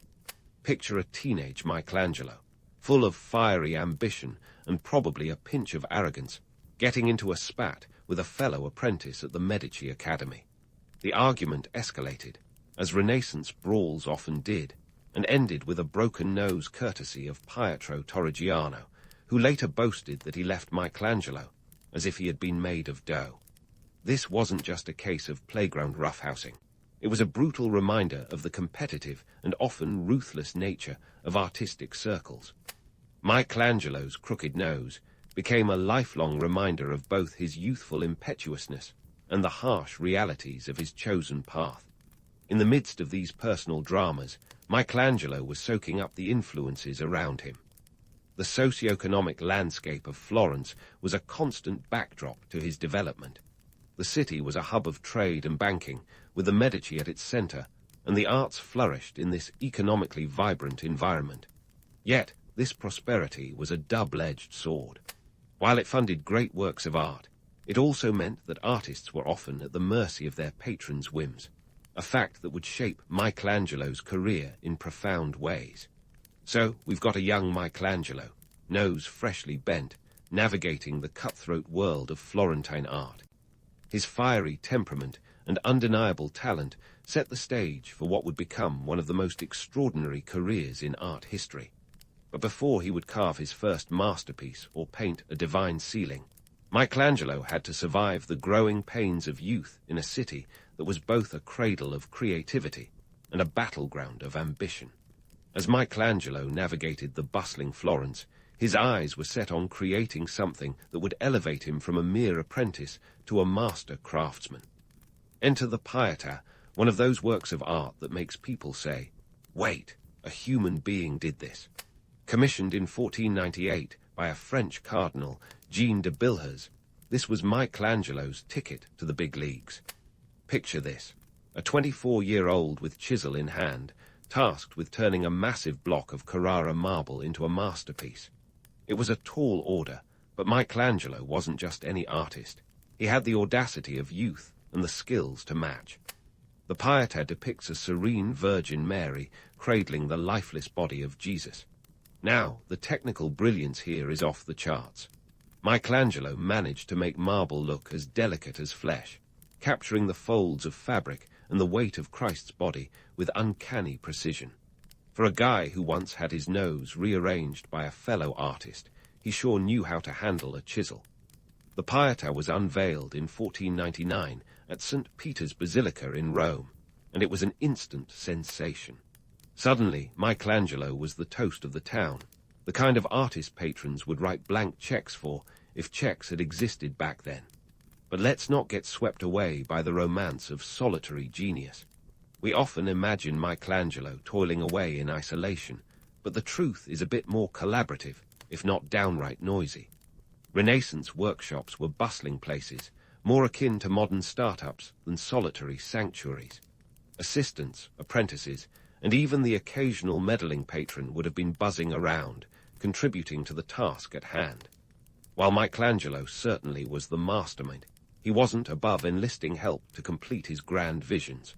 The myth of the lone genius is just that, a myth, albeit a seductive one. Now, let's talk about David, the statue that would make Michelangelo an art world rock star. This wasn't just any David. This was a 17-foot-tall giant carved from a single block of marble that had been abandoned for 40 years. The block was flawed, too narrow for comfort, and considered unworkable by other sculptors. But Michelangelo looked at it and thought, challenge accepted. He saw potential where others saw problems, a theme that would follow him throughout his career. Carved between 1501 and 1504, the statue of David was a masterclass in audacity and skill. Michelangelo's David wasn't the traditional depiction of a victorious hero. Instead, it was a tense young man, sizing up his opponent. The detail in the muscles, the veins, the intensity of the gaze. It was like Michelangelo had captured a moment of pure potential energy, frozen in stone. When unveiled, David was hailed as a symbol of Florentine freedom, and Michelangelo's reputation soared higher than an eagle strapped to a rocket.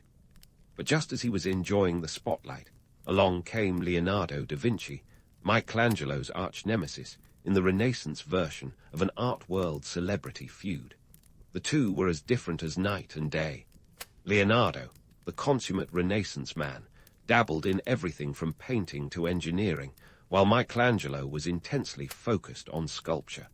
Their rivalry reached its peak during a public art competition in Florence, a contest that was supposed to decide who would paint a mural in the Hall of 500 in the Palazzo Vecchio. The competition was a circus of drama, egos, and artistic showdown. Picture the scene. Leonardo, with his flowing robes and enigmatic smile, versus the fiery Michelangelo, all intensity and raw talent. The competition was less about the art and more about the spectacle. Both artists were commissioned to create battle scenes, but neither completed the task. Leonardo's experimental techniques left his work flaking, while Michelangelo abandoned the project midway to focus on sculpting. This wasn't just a clash of titans. It was a soap opera played out on an artistic stage. This rivalry might seem like a comedic subplot, but it highlights a key point. The Renaissance wasn't just about high-minded ideals and divine inspiration. It was a competitive, cutthroat world where artists jostled for prestige, patronage, and the occasional opportunity to one-up a rival. And while we might chuckle at the drama, the rivalry pushed both artists to their creative limits, resulting in some of the era's most groundbreaking work. So, as Michelangelo's star continued to rise, he was not just a solitary genius, but a product of his time. A time when collaboration, competition, and a touch of drama were as integral to art as the marble and paint itself. The Pietà and David were not only testaments to his skill, but also to his ability to navigate the turbulent waters of Renaissance art, a world where every masterpiece came with its own set of challenges, both technical and personal. And as we'll see, Michelangelo's journey was far from over. It was just beginning to get interesting. Now, as Michelangelo's journey picks up steam, he is about to embark on a project that would not only test every skill he had honed since those fiery days in Florence, but also redefine the very ceilings of Western art. Enter the Sistine Chapel, a cavernous space that would become both his canvas and his cage for the next 4 years. Nestled within Vatican City, the chapel was already famous, but Pope Julius II had bigger plans. He wanted to turn it into the crowning jewel of the Renaissance. Let's set the scene. It's 1508, and Pope Julius II, known affectionately, or perhaps not so affectionately, as the Warrior Pope, was as much a patron of war as he was of the arts. His vision for the Sistine Chapel wasn't just about religious devotion. It was an exercise in one-upmanship. Julius wanted to outshine his predecessors and rivals, proving that if there was one thing more eternal than the Roman Empire, it was his legacy. Now Michelangelo wasn't exactly thrilled about the gig. You see, he fancied himself a sculptor first and foremost, and the thought of painting, of all things, hardly set his heart aflame. But when the Pope calls, you answer, even if it means putting aside your beloved chisel. The task was Herculean. Over 5,000 square feet of ceiling to cover, with more than 300 figures to paint. It's like being asked to illustrate an entire comic book universe single-handedly, except your canvas is 44 feet above the ground and curved. Here's where the myth of the solitary genius starts to unravel. Michelangelo wasn't up there alone, paintbrush in one hand and a cappuccino in the other. He had a team of assistants, a small army of painters, and apprentices who helped him bring his grand vision to life. But make no mistake, this wasn't some harmonious choir of creativity. Michelangelo was a bit of a control freak, and his standards were as high as the Sistine's ceiling itself. Assistants who couldn't keep up with his relentless pace and perfectionism often found themselves out the door faster than a failed Renaissance audition. As for the logistics, just imagine the nightmare of scaffolding. Michelangelo had to construct a wooden framework that allowed him to lie on his back, painting above his head for hours on end. Forget ergonomics. This was like doing yoga while painting a masterpiece. And while legends love to paint him as the tragic, suffering artist, the reality was more about sore necks and constant complaints about painting upside down for years. In a 1509 letter to a friend, Michelangelo grumbled about how his beard was constantly dripping with paint. Who knew art could be so glamorous? Then there was the matter of his relationship with Pope Julius II. Let's just say it was complicated. On one hand, you had Julius, demanding, impatient, and prone to fits of rage when things didn't move as fast as his ambition. On the other, Michelangelo, stubborn and equally fiery, often clashed with the Pope over deadlines and artistic freedom. Picture a Renaissance buddy comedy, except instead of laughs, there were tense standoffs and passive-aggressive correspondence. Yet, their love-hate relationship pushed Michelangelo to new heights, quite literally. Economically, this project was a massive investment. It's estimated that the cost of the materials alone would rival a small fortune, but for Julius, the Sistine Chapel ceiling was a blank check to the divine. The frescoes were not just art, they were propaganda, a visual manifesto of the church's power and glory. In the midst of all this, Michelangelo was wrestling with more than just paint and scaffolding. He was contending with the weight of expectation, the pressure to outdo not just his contemporaries, but history itself. And speaking of history, let's not forget the sheer artistic innovation that was happening up there. Michelangelo was not just decorating a ceiling, he was reinventing it. His approach to the human figure, the way muscles and sinew were rendered with sculptor-like precision, was revolutionary. The creation of Adam, with its iconic depiction of God reaching out to touch Adam's finger, is not just an artistic highlight, but a cultural icon, a meme before memes existed. Michelangelo's figures practically leapt from the ceiling, full of dynamism and tension, as if they were about to tumble down upon the viewers below. This wasn't just art for art's sake. It was a philosophical statement, a visual narrative that spanned from the creation to the fall of man. Michelangelo was painting the Bible one brushstroke at a time, and in doing so, he was also painting himself into the annals of history. But beyond the grandeur, there were the everyday struggles, paint that refused to dry, pigments that faded, and the occasional pigeon that found its way into the chapel, leaving little gifts on the freshly painted sections. So, while the Sistine Chapel ceiling is often viewed through a lens of awe and reverence, it's crucial to remember the reality that lay behind the myth. This was an undertaking that fused art, politics, and a healthy dose of human reality. Michelangelo didn't just paint a ceiling, he battled it, turning every challenge into an opportunity to push the boundaries of what was possible. As the final figures fell into place in 1512, the chapel was not just a testament to artistic genius, but a reflection of the human spirit's resilience and ambition. And with that, Michelangelo's journey was far from over. The Sistine Chapel might have been his most famous canvas, but it was by no means his last. With the echoes of the Pope's demands still ringing in his ears and paint-stained robes in tow, he was set to take on new challenges that would further cement his legacy. The Renaissance world was a canvas of opportunity, and Michelangelo, with his stubborn genius, was just getting started. With the Sistine Chapel under his belt, Michelangelo was like a Renaissance juggernaut, barreling toward his next monumental challenge with all the subtlety of a freight train in a toga. Cue the Last Judgment, a fresco that would take over the altar wall of the Sistine Chapel and once again redefine the boundaries of what was artistically possible. Commissioned by Pope Clement VII in 1534 and completed in 1541 under the patronage of Pope Paul III, this was Michelangelo's big return to the scene of his earlier triumphs, like a rock star coming back for an encore, but with more divine retribution and fewer pyrotechnics. The Last Judgment was not just a painting. It was a visual symphony of chaos and salvation, with over 300 figures sprawled across the wall in a swirling maelstrom of Judgment Day drama.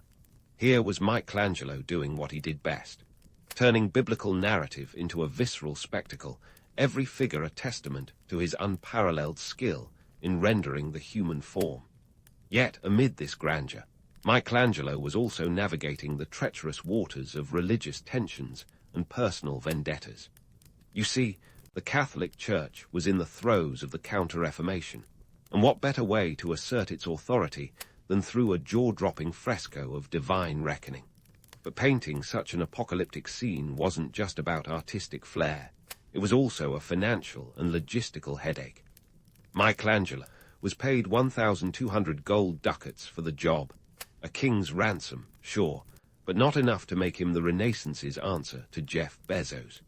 Despite his celebrity status, Michelangelo was still grappling with financial issues that would put today's rock stars to shame. He had a knack for investments that would make a modern hedge fund manager weep, often lending money to friends and family with the enthusiasm of a Renaissance banker, but with none of the financial prudence. And then there was his notorious frugality. Michelangelo was the kind of guy who would wear his clothes until they were practically a part of his skin. His friends joked that he was too busy chiseling masterpieces to notice his shoes had holes big enough to let the Renaissance air in. It wasn't just a matter of thrift. It was a lifestyle choice that bordered on eccentricity. Legend has it that he wrote his will on a piece of old parchment, as if his masterpieces were enough of an inheritance for the world and his actual possessions were merely clutter. Now let's debunk a myth, the tortured artist starving in a garret. Michelangelo was no stranger to drama, but he was also a shrewd businessman. Despite his tendency to lend money like he was running a charity, he managed to amass a small fortune. He was savvy enough to negotiate contracts that ensured payment for his work, often demanding upfront fees and bonuses tied to completion dates. Michelangelo understood the economics of art as well as the mechanics of marble, navigating the patronage system with the deftness of a political operator. As he worked on the Last Judgment, Michelangelo was also stepping into the world of architecture, a new arena where he could flex his creative muscles. When Pope Paul III tapped him to oversee the rebuilding of St. Peter's Basilica in 1546, Michelangelo approached the task with the zeal of a kid in a candy store, albeit a very large, very sacred candy store. St. Peter's was the ultimate architectural challenge, a project that had already seen the likes of Bramante and Raphael try their hand and leave behind a monumental mess of designs and half-finished plans. Michelangelo tackled the basilica with his usual flair, approaching it like a sculptor rather than an architect. He simplified the existing plans, scrapping the ornate details in favor of a cleaner, more harmonious design. The iconic dome, which would become one of the most recognizable features of the Roman skyline, was Michelangelo's masterstroke, a feat of engineering that combined aesthetic beauty with structural ingenuity. His architectural philosophy was simple. Form must follow function, but it should do so with the grace of a well-choreographed ballet. In the midst of all this, Michelangelo's personal life was as tumultuous as ever. He was a man of contradictions, fiercely private, yet endlessly scrutinized by public and patrons alike. Despite his wealth, he lived like a monk, pouring his energy into his work rather than the trappings of luxury. His relationships were often fraught, marked by intense friendships and equally intense fallouts. Yet, through it all, his dedication to his craft never wavered.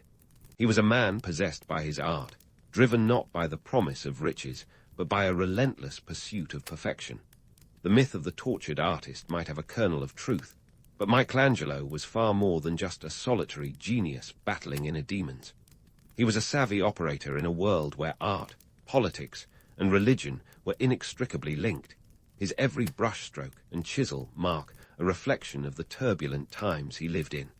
So, as Michelangelo continued to carve his legacy into the annals of history, he was not just an artist, but a testament to the power of human ambition and creativity in the face of adversity. As the Last Judgment neared completion, with its awe-inspiring swirl of damned and saved souls, Michelangelo was once again at the center of controversy. The fresco was both lauded and lambasted, praised for its artistry, but criticized for its nudity and perceived irreverence. Michelangelo's decision to depict saints in the buff was a bold one, echoing classical traditions, but clashing with the church's more conservative elements. It was a Renaissance scandal, the kind of uproar that had clerics reaching for their quills to pen stern letters of disapproval. Yet Michelangelo was unwavering, his artistic vision as unyielding as his marble sculptures. He famously retorted to his critics with a mix of defiance and wit, suggesting that what is hidden is for the angels to see. The controversy only added to his legend, cementing his status as a rebel genius whose work transcended the boundaries of convention. Here was Michelangelo, once again challenging the status quo, proving that art was not just a reflection of society, but a force capable of shaping it. And so, as Michelangelo's later years unfolded, he was not just a master artist, but an iconoclast, an innovator, and a man whose life was as richly textured as the frescoes he painted. His legacy was not just carved in stone or painted on ceilings. It was etched into the very fabric of the Renaissance, a testament to the enduring power of creativity, ambition, and the human spirit. As we continue to explore his life, we'll see that Michelangelo's story is far from over, with new chapters waiting to be written in the annals of history. The final chapters of Michelangelo's life played out like a finale worthy of his epic career. As he reached his twilight years, our favorite Renaissance rock star was still chiseling away, leaving an indelible mark across the canvas of history. Despite his advancing age, he approached each new project with the same fervor that had propelled a young Michelangelo to fame. For a man born in the backwaters of Caprese, he had certainly come a long way, though not without a fair share of drama. As he worked on St. Peter's Basilica, his reputation continued to grow, not only as an unparalleled artist, but as an architect who could turn stone into poetry. Michelangelo's fingerprints are all over Rome, and not just in the way of marble masterpieces. His work on St. Peter's, particularly the dome, was a testament to his architectural genius. When he took on the project in 1546, the basilica was a daunting hodgepodge of half-baked designs left by his predecessors. Michelangelo, ever the pragmatist, simplified the plans with the precision of a Renaissance surgeon, making sure every line and curve served a purpose. His contribution to the basilica was so significant that by the time of its completion in 1590, 26 years after his death, it was as if Michelangelo's spirit was guiding each stone into place. The legacy he left behind was not just in stone or fresco, but in the way his work redefined art and architecture. His approach to the human form, whether in paint or marble, influenced generations of artists. The Renaissance, with its emphasis on humanism and the rediscovery of classical ideals, found its most potent expression in Michelangelo's work. He was the Renaissance made flesh, a man whose genius seemed almost otherworldly, yet whose life was anything but divine. His career was peppered with disputes, rivalries, and the constant push-pull of patronage. A stark reminder that even the most exalted artist had to navigate the rocky road of Renaissance politics. In the final years of his life, Michelangelo turned his attention to religious sculptures, a fitting conclusion for a man who had spent his life grappling with the divine. His last sculpture, the Rondinini Pietà, is a haunting reflection of his own mortality. Unfinished at the time of his death in 1564, it's a poignant reminder that even the greatest among us leave things undone. Michelangelo passed away at the ripe old age of 88, having outlived most of his contemporaries. He left behind a legacy so profound that the world was forever changed. But let's not get too misty-eyed.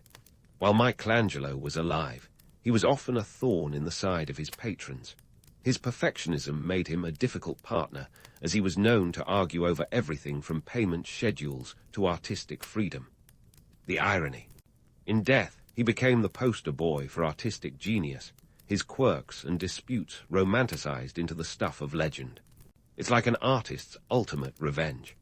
The very patrons who once groaned at his demands now praised him as a divine genius. Yet, the myth of Michelangelo as a solitary genius doesn't hold up under scrutiny. Sure, he was a bit of a loner, but his career was anything but a solo act.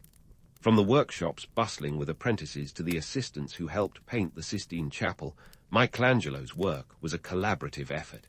Even his architectural triumphs were built on the foundations laid by others. He often stood on the shoulders of giants, borrowing from his predecessors and contemporaries, and in doing so, he transcended them. The socio-political landscape of the Renaissance was a complex tapestry of power, religion, and money, and Michelangelo navigated it with the skill of a seasoned diplomat. His relationships with patrons like the Medici and various popes were fraught with tension and drama, but they were also mutually beneficial. Michelangelo needed their commissions to fund his work, while the patrons needed his genius to immortalize their own legacies. It was a dance as delicate as any fresco, each party trying to lead without stepping on the other's toes. Posthumously, Michelangelo was canonized as a divine genius, his name becoming synonymous with artistic excellence. He was buried in Santa Croce in Florence, a fitting resting place for one of Italy's most beloved sons. The city that had once been the battleground of his youth now embraced him as a prodigal son returned. His death marked the end of an era, but his influence was just beginning. Artists like Bernini and Caravaggio would draw inspiration from his work, infusing their own creations with the dynamism and emotional intensity that Michelangelo had mastered. In a world where art was often a tool of the church and state, Michelangelo managed to carve out a space for personal expression.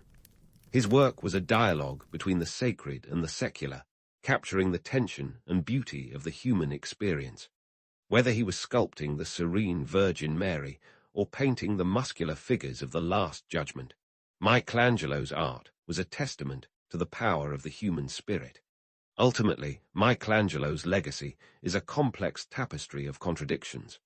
The man who was often at odds with his patrons became the epitome of artistic genius.